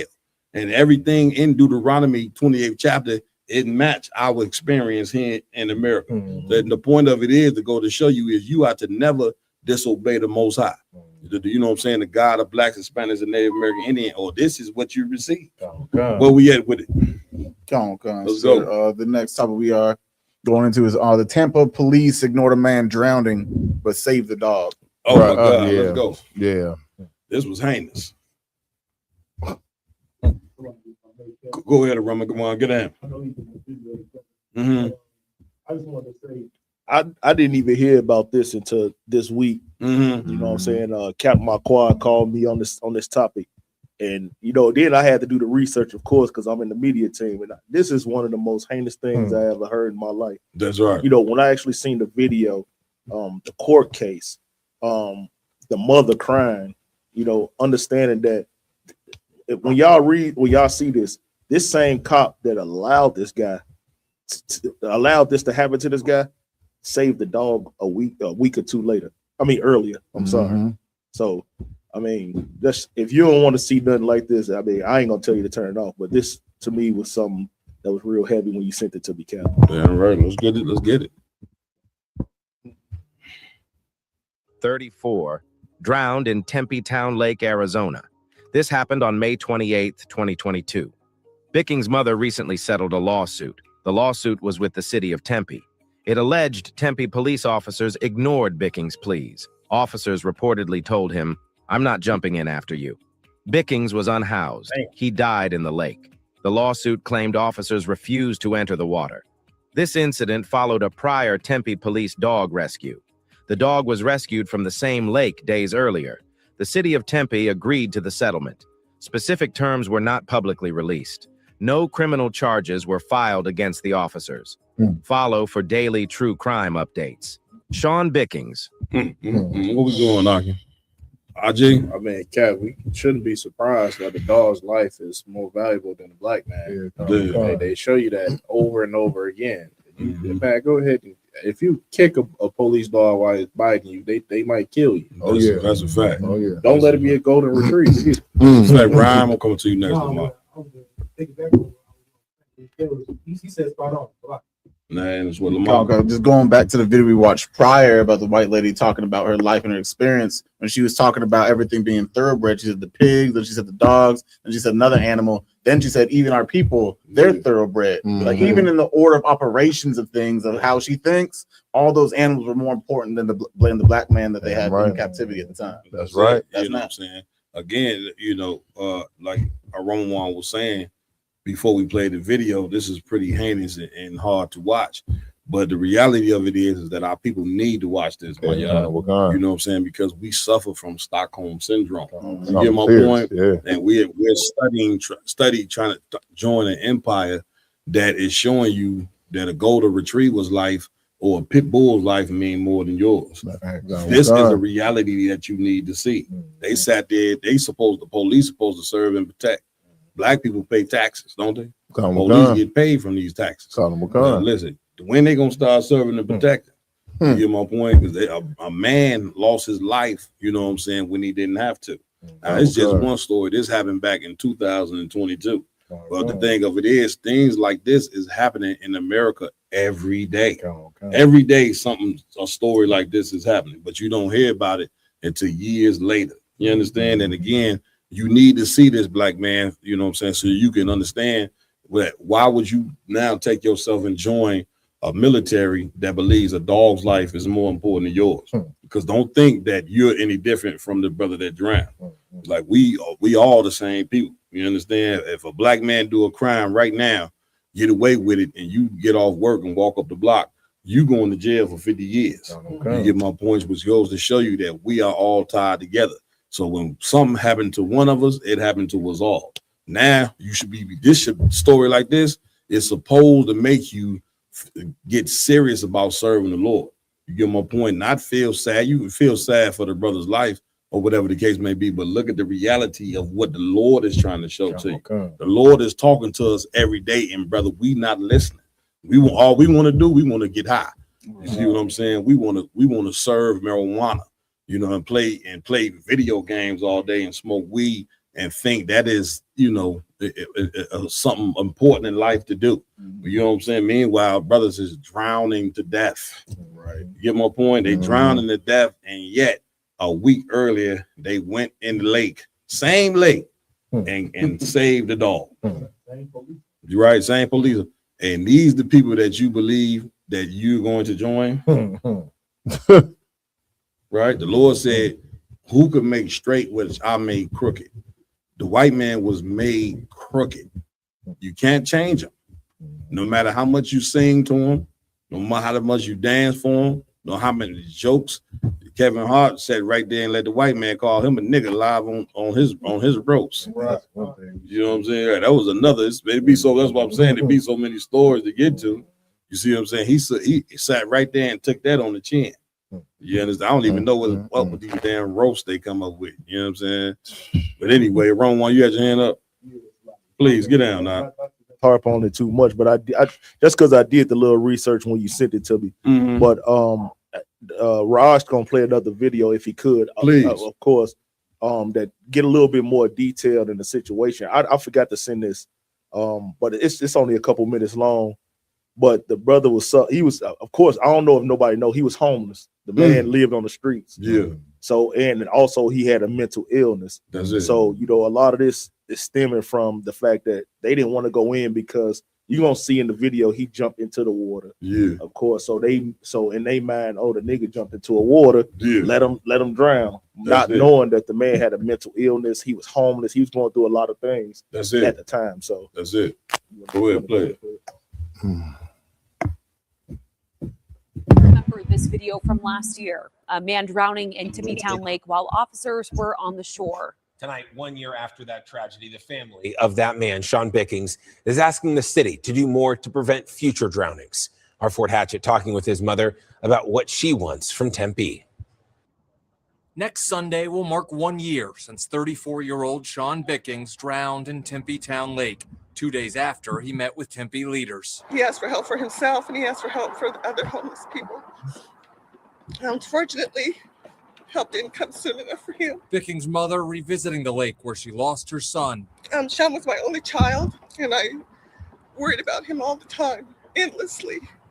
but never could I have imagined him dying the way he did. Body camera footage from last May shows Bicking jumping into the water and swimming away from Tempe officers. Eventually, he cried for help, and none came. His family is seeking $3 million in damages from the city, citing tremendous grief. A Scottsdale police review determined the officers should not have gone in after Bickings, citing a safety risk. I just wasn't able to come out.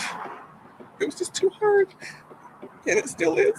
Walking along Tempe Town Lake nearly a year later, the family worries still not enough is. Stop it right there. I belong. Come for good, Cap. Go ahead. I'm not surprised. In Tempe, Arizona, is a city in Arizona where niggas from other towns are known to move to. Right. I know a ton of people from my city that moved at Tempe. To Tempe, Arizona. Yeah. Right. So I'm not surprised that this is a racist police town. Right. The cops there, so that's another nigga. That's Another it. Nigga. Yeah, I mean, so just the whole atmosphere of Tempe, Arizona, I'm not surprised. Well, the video we played before this, the woman said, you know what I'm saying, you was a thoroughbred. Right. You know what I mean? She compared you to cattle. You know what I'm saying? And then what you again, do you think their mentality just changed?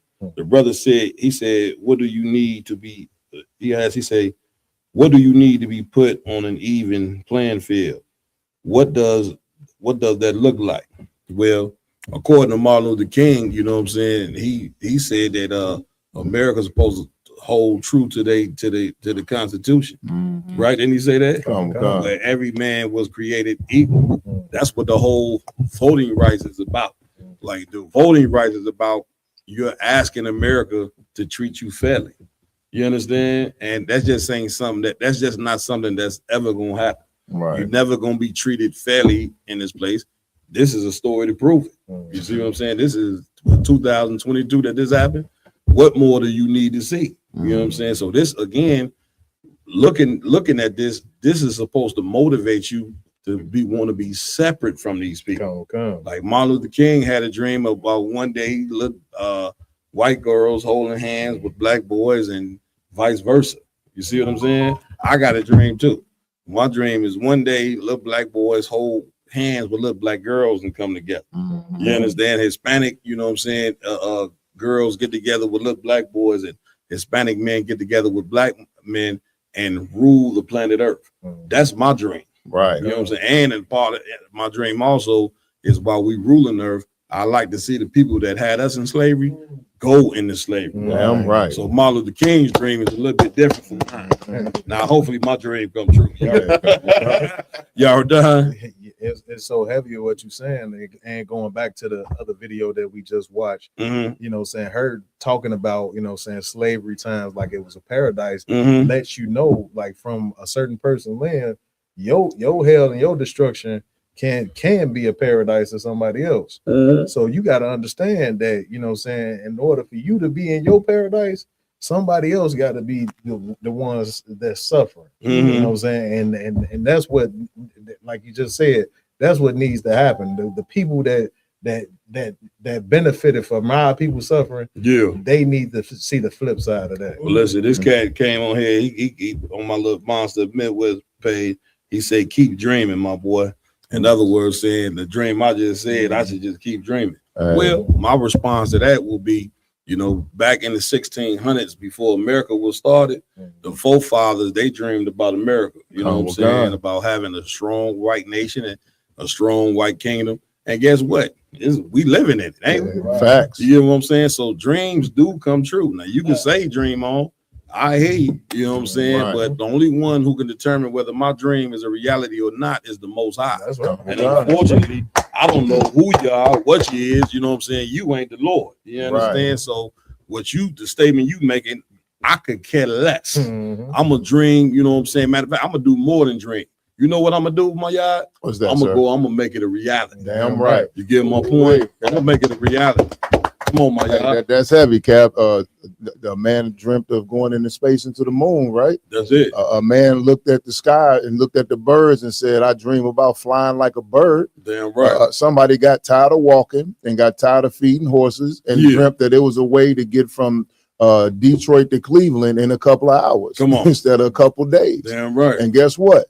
They kept that dream and they kept forging forth and they made it a goddamn reality. Man, listen, if you look up After World War II, America, of course, had become the world's #1 superpower, the most richest, powerful nation in the planet. During that particular time, though, China was one of the poorest nations in the world. That's a fact. You see what I'm saying? Look at China now. Right. In order for China is a superpower that's damn near, get me right on this, IG, that's neck and neck with America, are they not? What kind? You understand? And they was poor as hell. How did China become a superpower that became neck and neck with America? They did what all nations do when they're in poverty. They start loving each other more than they love anybody else. That's right. You see what I'm saying? And you look up and now they got a superpower, you know what I'm saying? That's neck and neck with America. So how you think blacks and Hispanics and Native Indians, how you think we become a superpower in there? We got to start loving each other more than we love anybody. That's right. You understand? Like we look at loving us more than we love our oppressor is wrong. You understand? When that is not wrong. You know what I'm saying? When you in hell, it's going to take the love of your brother and the love of your sister to come up out of hell. That's right. And in this place right here, we hate each other, which is why we have a hard time getting to where we need to be.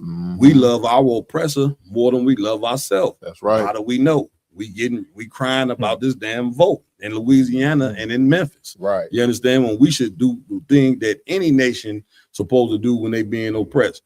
Jenny Hunter brought it out the other day when we was being oppressed in ancient Egypt.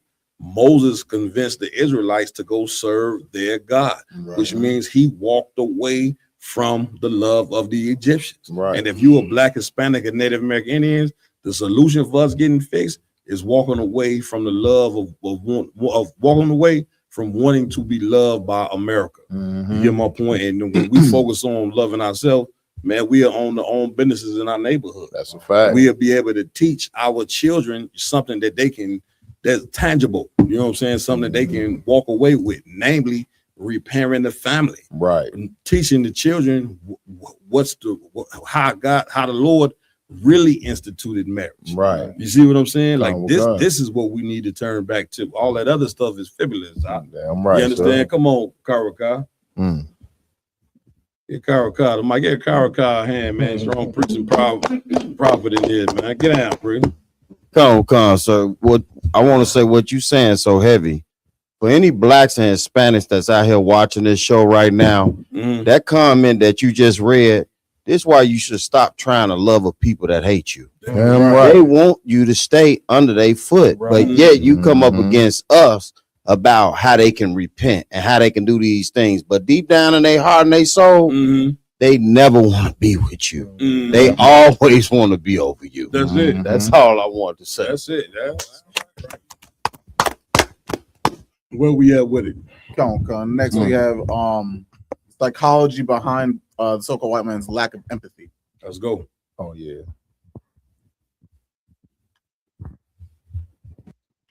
A little puppy, stomped it right here to death in front of you. Most of you would need therapy. And I would be arrested probably faster than killing a black man for killing a puppy. Now, I want you to look at this photo very closely, and I want you to see who's in it. More important than the man hanging, because you got to understand the lynchings that occurred in America happened after slavery, not during. Thousands of lynchings happened after slavery, because this is a reaction to white fear of what we would do once freed. But we didn't create a vigilante group to take out white people, but they did create a vigilante group to take us out now that we're free. See, that happened after slavery. They were called the what? The Ku. They don't wear hoods anymore. They wear suits. But they're alive and well all over the world, even here.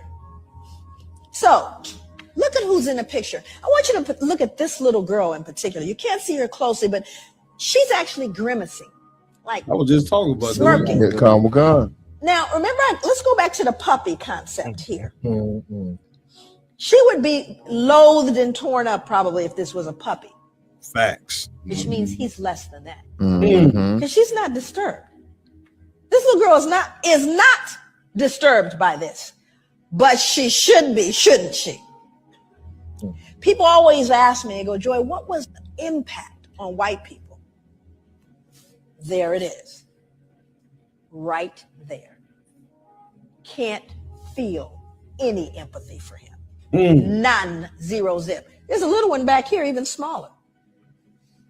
Because whatever she's been taught or told, socialized to believe, makes him no longer human.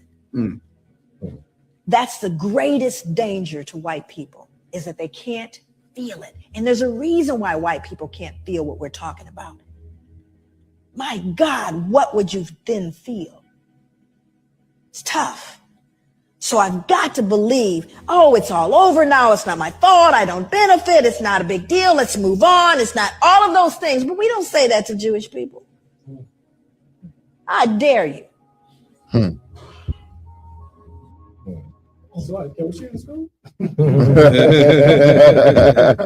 Sister, you know what I'm saying? Get a sister hand. I'm right. On the joint.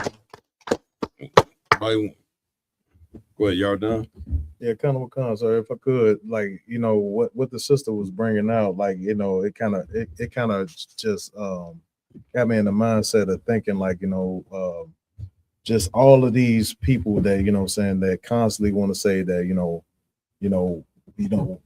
like when it come down to white people, it's like, you know, they don't have any empathy, you know what I'm saying, for what happens to black people. So it's like, for you even, you know what I'm saying, feeling like a white person can actually, you know what I'm saying, understand what the black plight is and what we're going through and what we speak upon, of course they're gonna tell you constantly, you know, get over it. You know what I'm saying? Like, that was a long time ago. You know what I'm saying? You guys should pull yourself up by your bootstraps and get over it, because they don't have any compassion. And it reminds me of the scripture in the Bible where it talks about, you know, Esau only thinking about his belly. You know what I'm saying? Because if something makes them feel good, they don't care, like, you know what I'm saying, what it hurts you, you know what I'm saying, for them to get, you know what I'm saying, what is good for them, and what good looks good and tastes good to them. You know, they don't care how much pain you got to go through. Just like the lady before saying, like, oh, it was beautiful, but she's not looking at Miss Ann and the life that Miss Ann got to go through, you know what I'm saying, for you to live in your paradise. That's it. Get a brother hand. I will. Hey, well, before you said that, I will. Can you give for me? I should put enmity between us, and then because somebody else give for me. What the Lord say? I created evil. Go ahead, Aj. Come on, man, Cap. This just like validates the Bible even more. Like when you just really analyze like white people's behavior, and like the scripture that come to mind is the vessel of wrath fitted for destruction. Oh, facts. Like the earth cannot be a good place with the lineage of Esau still here. Yeah. Like in order for the earth to be a good place, white people cannot exist. Right. That's and the sister, she just crystallized that for you. Like a little child is smiling, looking at a black man hanging from a tree. Yeah. And you think living with these people, you gonna have a good life? That's it. Listen, man, get the brother a hand for that. Right. The one thing, you know what I'm saying, that I'm coming to your room one that the sister didn't understand. She did a great breakdown. What she didn't understand, though, she said that's what these children are being taught. Right? What she doesn't understand is that white people aren't taught, they're not taught this hatred. You understand? They're born with it. Right. It's a difference. Right. Somebody, again, it's like there's certain animals in the jungle that are what? Natural enemies. Hyenas and lions are natural enemies. It works good, you know what I'm saying, for the whole complex of the jungle. It's for them to be enemies. You understand? Like enemies is good, right? So trying to teach white people, you know what I'm saying, that they should love us or that they should change from what they're doing, like our lumber saying, is pointless. Like the whole point of us showing you this video and the whole point, hopefully, the sister is showing you, is for you, black people, to wake up and say that, man, there's no use in us trying to get together with them. You see what I'm saying? So then you wouldn't be worried about what? Voting. Right. You wouldn't be worried about trying to join America. None of that. Because you would say, well, these people ain't being taught this hatred. They're born with it. Now, what I'm telling you is in the Bible. I'm about to show you right now that the Lord made these people your enemy. They ain't taught to be your enemy. The Lord put it in their DNA for them to hate you. So you can't change them. But what you can do that we ain't been doing is learning to love yourself. Right. That you can do. Give me what you got. Comes the book of Genesis, chapter 3 and verse 15. It's going all the way back to the book of Genesis. Read. And I will put enmity. I will put what? Enmity. Enmity is hate. That's what enmity is. Read. Between thee and the woman. Between what? Thee and the woman. This is what the Lord said to the serpent. The serpent, for you Christians don't know, was an actual man. Right. That serpent, the white man carries that same spirit that the serpent, he was the serpent. The white man was Cain. The white man is Esau. You understand? He got just like you got a lineage that come from the Bible, he got a lineage that come from the Bible. Right. You understand? And it started with him being a serpent. Read. And between thy seed. And between what? And between thy seed. Read. And her seed. And what? And her seed. Her seed is Eve. You understand? The Lord said he was going to put hatred between us. And that's what you see. This is out of the book of Genesis right here. And that's what the Lord, so ain't no use of, it's pointless to try to even say, well, we going to show them all the things that they done to us, and then hopefully one day they'll change. Right. That just ain't going to happen, man. Right. When the Lord said he going to put, hey, you can't change something that God put in place, man. Right. You understand? You could drop that. What was the other one I called? You got that one? Come on. Read that one real quick. I got Isaiah chapter 45 and verse 7. Mm-hmm. Can I start at 6, sir? I think the one I'm looking for is Proverbs 16 and 4. Somebody get Proverbs 16 and 4. Read what you got. Come on. Mm-hmm. Isaiah chapter 45 and verse 7. Go ahead. I form the light and create darkness. And what? Create darkness. Read on.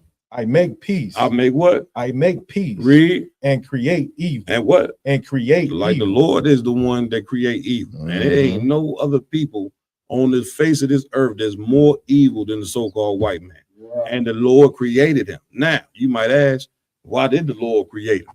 He created them to show you Israelites what happened when you disobey him. Right. And they go in the book of Deuteronomy. And this once again, this why you got to come to class. If you're a Black, Hispanic, and Native American Indian, we could break all this down for you, man. It's cool to go to school, to college, and university, get the degrees. Don't be like Dr. Brian, you know what I'm saying? And be lying about a doctorate that you ain't got. Talking about the university burnt down, the records burnt down, the internet don't work, none of that. Don't be like Dr. Brian. Okay, just flat out lie. Like the sister sit there and she has a mental illness. I'm dead. Like she's sitting there on high popular radio shows, full out lying in front of millions of people with no care in the world. Again, she ain't doing nothing different than what your preacher doing. That's right. Your preacher getting up there every Sunday, and for the some of these churches got 20,000 people in there, and he ain't got no problem getting up there every Sunday in line. So she's just following the same recipe that come from the church. You get my point? But again, there's nothing wrong with going to get a degree. There's nothing wrong with going to college, graduating high. You should do all these things. But if you are so-called Black, Hispanic, and Native American Indians, you are part of the 12 lost tribes that lost their identity and went in slavery. That's right. So the one piece of education that you need, that we all missing, is the book of the Lord. That's right. The book of the nigga God, like we like to call it. Hell, we can go in the Bible and show you that God is a nigga in the Bible. That's not hard to do, is Captain Jared? Is that hard to do, Captain Ryan? You see what I'm saying? This is not hard. We could go ahead and show you that Jesus Christ is a nigga according to the Bible. I'm right. Not Middle Eastern, because you see they trying to run. We're trying to run over with that lie. Right. UPK, you've been showing you that Christ is a black man, and here they come with another lie. Well, he was a man of color, and I wouldn't say he was black. He was Middle Eastern. like they don't want to give you credit for nothing. Seeing that it ain't like, who could deny a black man and a Hispanic man's greatness? Like, you gonna try to deny our greatness? Right. You understand? Like, I mean, come on now. Did you get Proverbs 16? Come on, I got you right here, sir. Proverbs 16:4. We're gonna move on. Let's go. The book of Proverbs, chapter 16 and verse 4. Let's get it. The Lord had made all things for The himself. Lord made what? All things for The himself. Lord word. The Lord made all things. He made us. He made the so-called white man read. Yea, even the wicked. Even the what? Even the wicked. Even the what? Even the White wicked. man is the wicked. America is the wicked. Read. For the day of evil. For the what? For the day of See evil. that he made this man just to punish you when you do wrong. You know what I'm saying? And guess what? He over the top of you now because we didn't did wrong. Now, boys and girls, I got to talk to you like Mr. Rogers now. You see what I'm saying? That's how you Mr. Rogers talk on channel WGN. Was it WTT? I thought it was WGN. No, you right, you WTT. WTTW Chicago. Right? Mr. Rogers used to tell you, boys and girls, this is how I got to talk to you. You see what I'm saying? Guess what, boys and girls? If disobeying the Lord is what put the white man over top of us, guess how we get him off the top of us? Right. Boys and girls, let's learn a lesson here. I think doing what the Lord say will get this man from ruling over the top of us. What you think, IJ? That's a fact. I think that's about give me Captain Lamar, give me right on that. I think that's the recipe, that's there from getting up under this rulership is let's start doing what the Lord say to do. And I think we'll be all right. What we at with it? Come. We got a video of a Dr. Leona Tate. Now, she really a doctor? I got to question everybody. I'm sorry, brother. Dr. Ryan that messed it up, bro. I got to any black or Hispanic tell me a doctor, I'm gonna be like, man, all right. Let me see your certificate. No, I'm joking. Go ahead. Come on, bro. She's going over her testimony about what's happening over with the Civil Rights Act. Let's do it. On November 14 in 1960, I, along with two other 6-year-old girls, walked through an angry mob to integrate McDonough 19 Elementary School in the lower Ninth Ward of New Orleans. I was one of the McDonough 3, along with Tessie Prevost and Gail Etienne. We became part of history because our parents believed that we deserved an equal education, that we deserved dignity, and that we deserved a future without the chains of segregation. I went through something no child should go through to desegregate our state. And now, 65 years later, I'm watching as lawmakers attempt to go backwards and segregate us once again through disgraceful voting maps. Many of the supporters of this action seem to think the people believe them when they argue this is not about race. Let me be clear, none of us believe that. So now we move backwards with a Supreme Court decision that will go down as one of the most racist rulings in our nation's history. A decision that tells Black Louisianans that the representation we earned, that we marched for, that we bled for, can simply be drawn away by politicians with a pen. I am 71 years old, and I have spent my entire life in service to the idea that this country can be better than its worst impulses. I helped transform a school, I helped transform a city, and I have not given up on this state.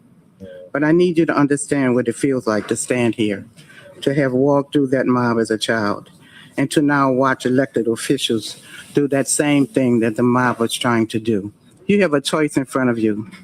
You can draw a map that reflects who Louisiana actually is, a state where Black voices belong in the halls of Congress, or you can draw a map that tells my grandchildren that your votes don't count, that their faces don't matter, that the progress I helped build with my own 2 feet as a 6-year-old girl can be erased at will. I walked through that mob once. I feel like I'm still walking through it. And I'm asking you, do not make me have to keep walking against you. Honor the people of this state and let the history you make here be one you can defend to your grandchildren too. Thank you. Good night. All right. Ryan, let Ryan get the mic first. Come on, Captain. We've been telling y'all this since 1969. We told y'all it is time to gather yourselves together, old nation, not desire. You know what I'm saying? And not to mention, instead of going to the white man to beg them to like join them, we should also hold these preachers accountable, you know what I'm saying, for all the hardship that they put us through for this type of mess. Mm-hmm. You know what I'm saying? Right. Yeah, that's all I'm gonna say. Okay. Okay. She talked about having to fight against the mob again. Like, when did we ever stop fighting against the mob? Facts. You understand? Didn't we have a whole bunch of Million Man marches? Didn't we have all these protests through the Black Lives Matter and all this? We've always been going against the system. You understand? So talking like this, we're going backwards. We've been staying the same for God knows how long in this country. You understand? She gets to see it. So she lived the entire experience of the Civil Rights Act.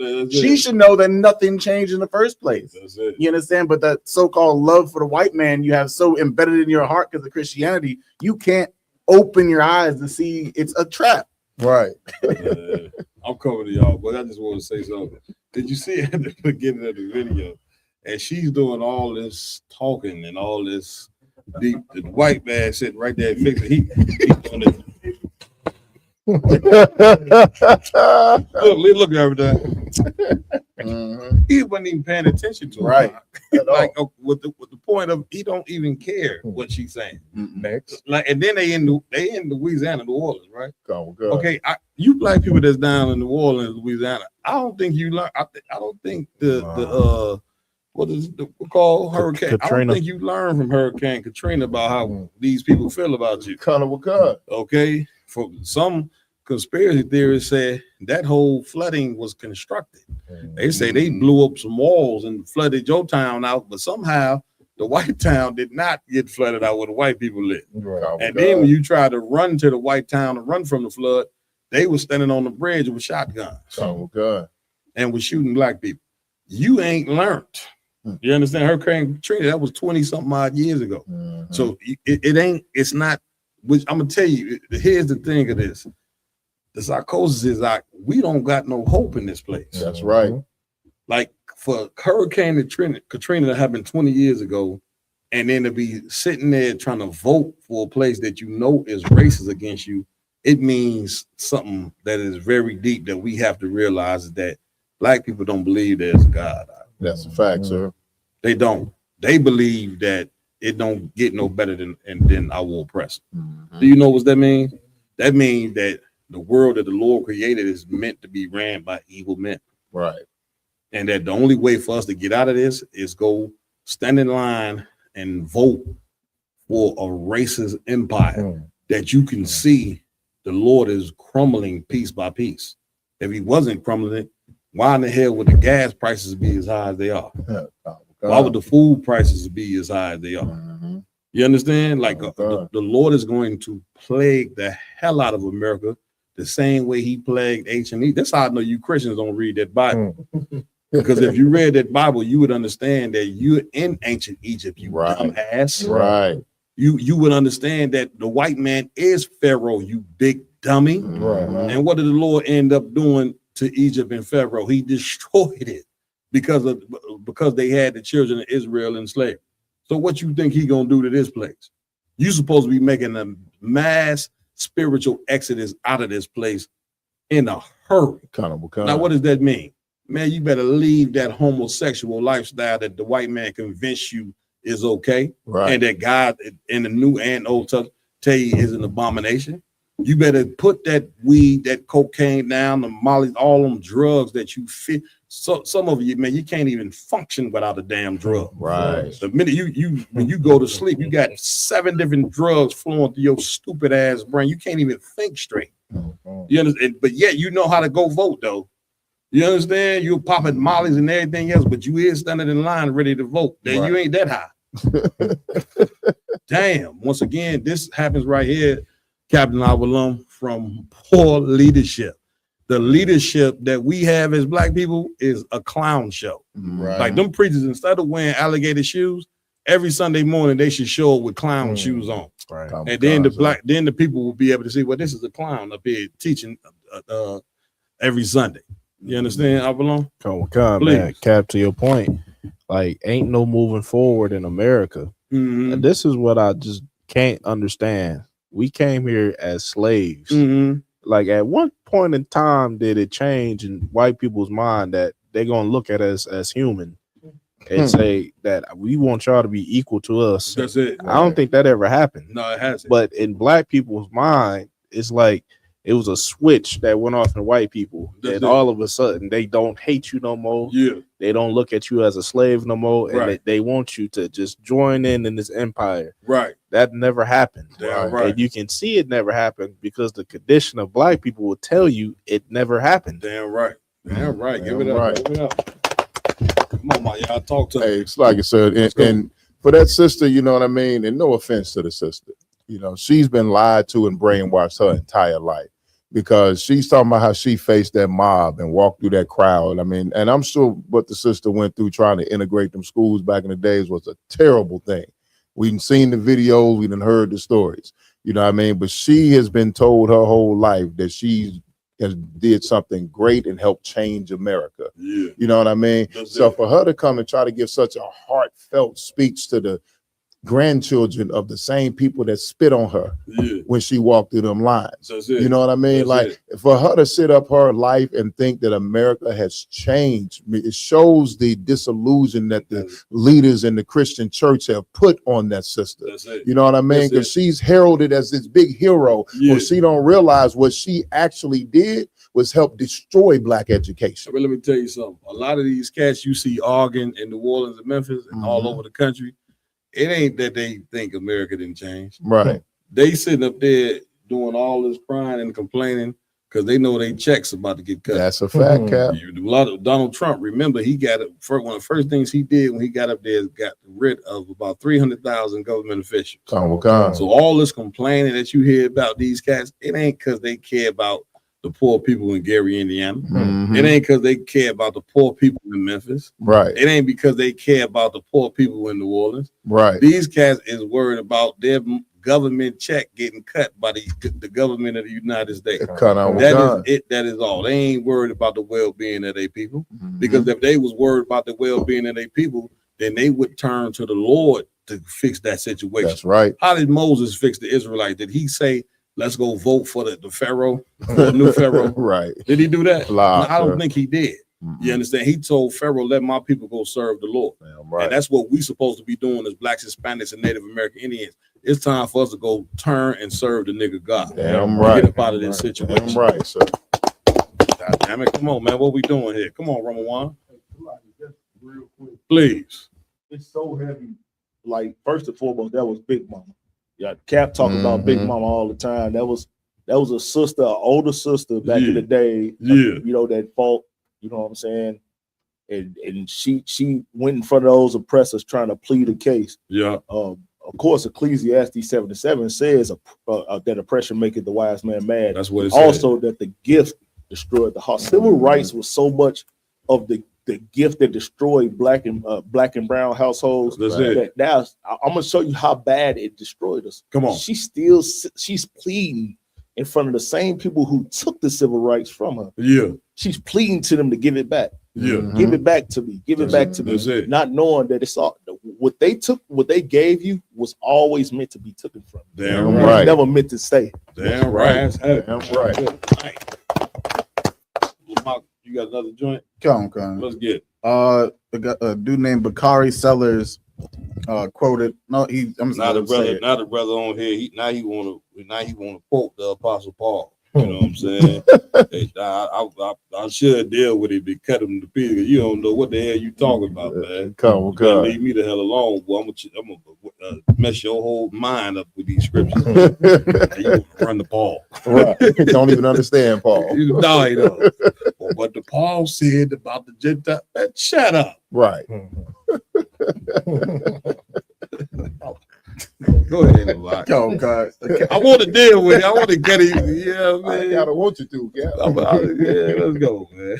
A cat named Bakari Sellers gives his look on black people in America for the last 100 years. Come on.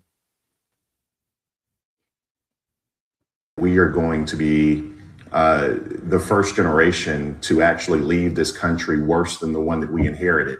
And I think for Black millennials, the progress that our parents and grandparents gave us, that we're watching being ripped away from us, is something that our generation is going to have to really wrestle with in figuring out how we get out of this conundrum. If somebody fell asleep in 1896 and woke up today in 2026, they would simply say the only difference is now Negroes have a TV show and we wear nice suits. They swapped out Klan hoods for Brooks Brothers suits. And that is the problem. I mean, Plessy v. Ferguson was 7-1, and it gave birth to 50 years of Jim Crow. What we have with this court right now, what we're seeing is watching people who have fought and died and bled so that we would have access to the ballot box, so that we would have access to our voices being heard in Congress, being ripped away. And I think that there is a casual laughter from people we believe to be our friends on the right, who are showing us true colors today, because the most sacred, or one of the most sacred acts you have in the United States of America is the ability to cast a ballot and elect someone and send them to Congress, the state house, or a mayoral seat that represents your interest. And now Black folks throughout the South are being silenced. And I don't find that to be a laughing matter. I think Ashley and I. Where we going, Ryan? Come on. This is the thing I'm gonna say about voting.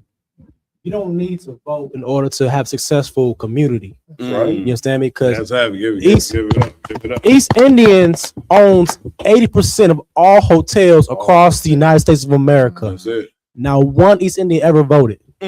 Not one. Yeah. The Chinese own every major Chinatown all across the country. That's it. You don't see a Chinese politician at all. That's it. And these Black politicians, man, they ain't no better than white politicians. They work for them. That's it. You know what I'm saying? Like these politicians, they have no interest of helping Black people. That's it. The only interest of the people that actually put money in their pockets. Damn right. You know what I'm saying? And when you go on to vote, what you're doing is you asking the very people to destroy you to fix you. Right. Like that has got to be the dumbest thing in the world. Well, I would love. Please. I was gonna say, a Black politician is the same thing as a Black rapper. Whatever the record company tell them to push, that's what the rapper gonna do. That's Whatever it, right. the Democrats or Republicans tell a Black politician to push, that's what they gonna do. Damn right. You know what I'm saying? Give them up. Give it up. You know what I'm saying? My y'all. Hey, Cap, and the brother said about we gonna be the generation that leaves this generation worse than the last one. Well, last time I checked, the last generation had crack cocaine put up in their neighborhood, and then the generation before that was in fighting for the, being misled by leaders for civil rights. The generation before that was Jim Crow, and then before that was slavery. Right. So show me where we got a generation that was in any type of good condition in this country. That's it. Because from the moment we landed, the moment we were kidnapped and brought onto these shores, generation after generation after generation have been used, abused, mishandled, misled, you know what I mean? And all over the board, and to the point where from the cradle to the grave, we don't have an equal shot and we live in hell. Man, listen, what's so sad is I watched the video, you can see that the brother is just totally lost. What kind? You can listen to him talk. He's well educated, probably went to a couple colleges, schools, you understand?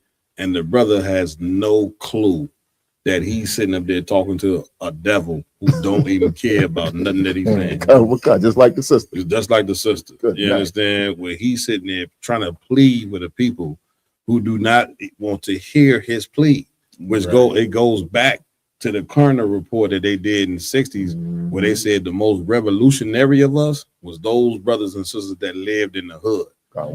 My case in point is this. It's like the more education that some of us get from the white man, the dumber we get. That's right. You know what I'm saying? It's like in that movie when the sister was like, she was like, you just so dumb. I forget who this is. Was that Baby Boy? So, you know what I'm saying? But I'm looking at this cat like this cat, he really believed what he been taught, which is be a good American, believe in the American way, vote and all that, and everything gonna be okay. And now the white man has took the rug from underneath you Negroes' feet. Right. See what I'm saying? And here's the sad part about it. You can't do anything but complain. Right. Like you don't have any power to stop them from doing what they doing. Right. You understand? Which make the brothers in the brothers who in ISUBK and sisters are we the most intelligent amongst black people, man. Right. Because here we are building an infrastructure. We got schools in the UPK. Do we not? Our homes is together in the UPK. Are they not? Families together, beautiful marriages, and all of that. And the reason why we have a community in the UPK, the reason why you go to Passover and see thousands of brothers and sisters from all over the country is because we ain't worried about voting. Right. We ain't worried about getting in. You understand? Like, we not worried about getting in white people's business, man. Right. Get out of their goddamn business, man, and come fix your own. Captain Rhyme just said it. The East Indians ain't worried about voting. Nope. You don't see it on CNN pull up the East Indian vote in the 50 states. But the East Indian is in black neighborhoods taking all your money, you dummy. You don't see the Arab vote, but the Arab is in your neighborhoods cooking you horrible fried chicken. Ain't washing their hands, nothing. They fried the chicken. Arabs in my neighborhood, man, one day I told you, I looked, he was scratching his ass while he was frying chicken. I said, man, you can cancel that order. Good. You know what he did? He said, oh man. Right. Scratching his ass while he fried chicken. You think that the Arabs, they ain't worried about vote. The Chinese, they got Chinese stores in all black and Hispanic neighborhoods. Do you see them putting up a Chinese vote on CNN? Lie, sir. Now, who you see voting, pulling up on CNN? The black vote and the white vote. That's it. What the hell you is involved in voting for when you in hell? And you seeing that the voting is totally useless to your situation. Right. If we walk away from voting, if we lose faith that America is going to be there for us, that's going to be the key to fixing us. That's my point. Like black, Hispanic, Native Indians need to start understanding pleading to the white man is not going to be a solution for you.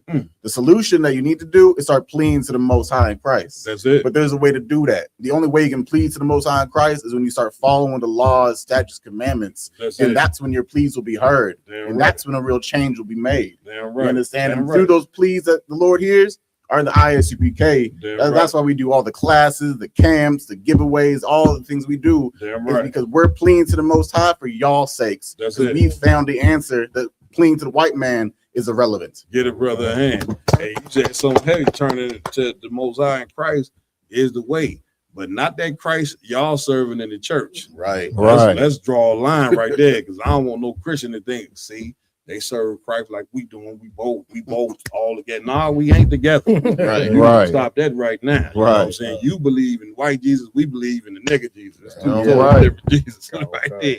Then you'll say, well, I know Jesus is black. Yeah, but you still follow the ways of white Jesus. That's what so you really don't believe that he black. You understand? And Christ said out his own mouth that many false Christs shall arise. And what you don't understand is religion is a false Christ. That's right. Baptist, false Christ. Episcopalian, false Christ. Jehovah Witness, all of them are false Christ. Remember, Christ was a hated man for being moral. That's right. The ISUPK, we are hated men for being moral. That's right. We are hated for doing what Christ did. Christ didn't tell the Israelites to join the Roman Empire. Show me that in the Bible. I didn't see that. You see what I'm saying? We doing the same thing. We ain't telling you to join, you know what I'm saying, the American Empire. They wrote about Christ outside of the Bible. I forget the name of the book, IG, where they said Jesus Christ was a radical revolutionary for his people.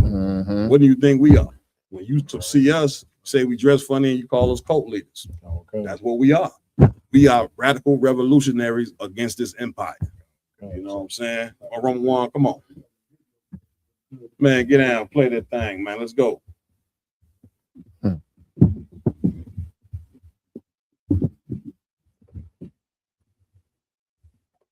Maybe a cup of coffee.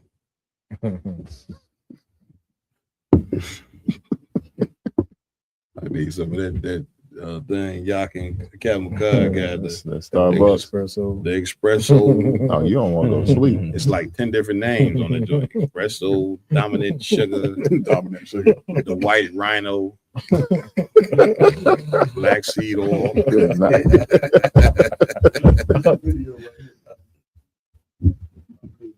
Oh, you got going crazy online with this one. So. running around. Your grandma still got this picture in the house, and you still ain't made grandma take it down. Yeah, I made my grandmother take it down before she passed. I say, Grandma, according to the Bible, Jesus Christ is a nigga like me. Right. And that's the absolute truth. But you know why people don't like it? Because everybody hate a black man that have a moral compass. This right here ain't nowhere near Christ, man. That's right. That ain't nowhere near Christ. Now tell me, ask you the proof. Now you Christians go. Brother flip it over right on time, man. He wanted people to see this white. Did you know the word nigga is in the Bible? I can show you that now. People like, oh no, you going too far. It's in there. Read. And the bones came together. The bones did what? Came together. With blacks, Hispanics, and Native American Indians coming together. You trying to deny the Hispanic struggle and don't realize white supremacy is coming after you. That's right. But we're supposed to be moving together. Damn right. Most High Christ, man. Most High Christ. Our people don't know that Christ is a black man, and they are so destroyed mentally, thinking that imposter that they just seen on that video is the same man that give them blessings, that heal them from cancer, all these things like that. That's it. When it's just really in their brain, you know what I'm saying? The thing about the real Christ and the false Christ is that the real Christ, which is a black man, was a separatist. That's right. You know what I'm saying? He was only for them 12 tribes. I know that hurt. Christians hear that and say, see, ain't no way. Listen, stop thinking that people who you perceive to be normal are normal. Right. When you're a Christian, you sick. You just as mentally ill as people that need medication because you don't get it. Right. The white Jesus is a separatist too. Only thing is the doctrine they tell you is he love everybody, right? But the whole delusion behind it is that white Jesus only benefits white people, right? But yet he's preached as though he for everybody. And you black Christians, you believe that dumb shit. So they both separatists. One is just real, and the other one is putting on the right. He masking his separatism. Y'all done?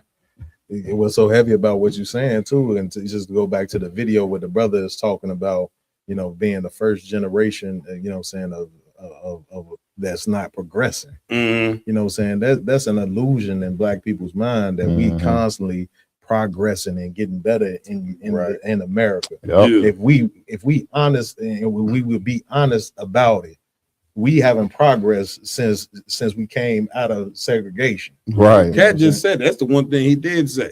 He said we really ain't progressing. He said the only thing now you can just see us on social media and all that. Which goes to this the point he don't see. Then why are you up there pleading to these people about voting? Like if 60 years later that nothing's changed, then why are you trying to do the same thing?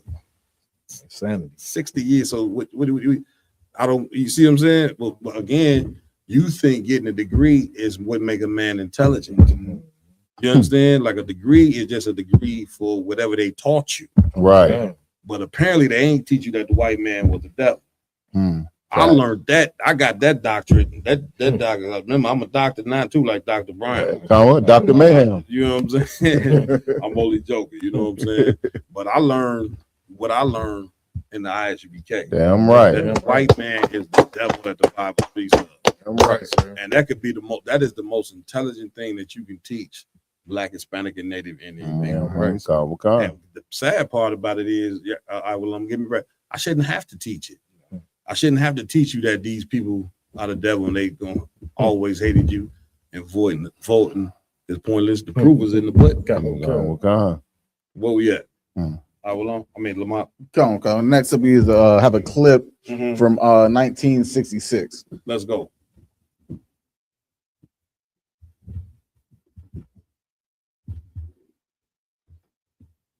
Their first defiance of the system. The act of voting, their second. They turned out by the thousands with the hope of doing away with that system. But many Negroes, mostly the illiterates, were still afraid of the white man and did not vote for the Negro candidates. And even in counties where there were more registered Negroes than whites, Negro candidates lost. And local Negro leaders were forced to be more realistic. Did you just hear that? Oh God! Somebody give me mine. Right. I'm out of the time. I'm telling you, brothers and sisters, man, I love y'all. I know there's a ton of y'all love me, but I just ain't sure how much how long I can do this, man. He said even where the Negroes outnumbered the whites, they still lost. Oh God! This is in the 60s. Oh God! Whew. Boy, go ahead and play it, Ross, bro. Realistic about the chance for a quick change through the vote. I grew up with colored folks. That's right, you grew up with them. They was in the field and you was in the kitchen. That's right. You out there working in them crackers fields while some of you ladies in there taking care of that little white nasty baby.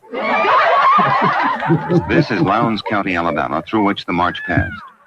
Negroes here, frustrated by the slow pace of integration and excluded from the Democratic Party, have come to try and form an all-black third party, the Black Panthers.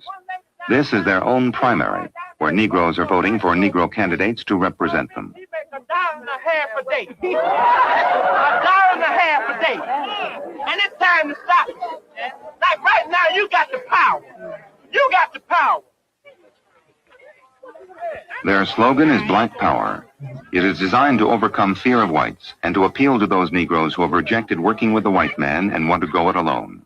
Stokely Carmichael, national chairman of SNCC, a founder of the Panthers. 80% of the people here are black people, and that they're the majority. This county has been run by 20% of the people who are whites, who have seized power illegally, and who have maintained power through all sorts of terroristic manners. The rest of the country ask now that these black people get with these white people and reform these white people. And I say to the black people that we don't have to suffer and we don't have to bear the cross for them. Let us form our own party and let them take care of their own business. So we form our own party and we seek power. We don't seek integration. That's irrelevant to what we want. We want power, and this is the way we get it. Man, that was an intelligent cat right there. Get Stone Carmichael's hand. Goddamn. Ryan, come on. Give him the mic. This is people think that we wanted to vote because real reason why we wanted to vote back then because we wanted economic power, economic strength. You know what I'm saying? That's the reason why black people voted back then. You know what I'm saying? Back in the 1960s because we ain't had no economic power back then. You know what I'm saying? All because like we've been deceived by our black leaders. That's it. That's all the reason why black people voted because we've been deceived by our black leaders. That was it. Man, the Lord said we like sheep led to the slaughter. You know what I'm saying? Like these leaders are shepherds, and instead of them feeding you with what the Lord wants you fed with, they taking you to the slaughterhouse. And the sad part is you follow them to the slaughterhouse. Get my point? Like America is a slaughterhouse. And your pastors and your politicians and your entertainers, brothers and sisters, man, listen, you got to turn away from them, man. These people are marked men and women, meaning the Lord is not with these people, man. Right. You understand? Do not follow these cats. You're no longer to the rabbit hole of destruction. Right. Turn back to the Most High. Look up a brother who sincerely loves his people by the name of Commander General Yohana, man. He deserves your love, you know what I'm saying? Right. He been toiling and working in this truth to fix us for 40, 50 years, man. He been toiling in this work, you know what I'm saying, to show us the truth. And this is a brother that deserves our allegiance. You understand? This is a brother who we deserve to be put on the ballot because he know what direction we should be moving in as a people. You know what I'm saying? So anybody else?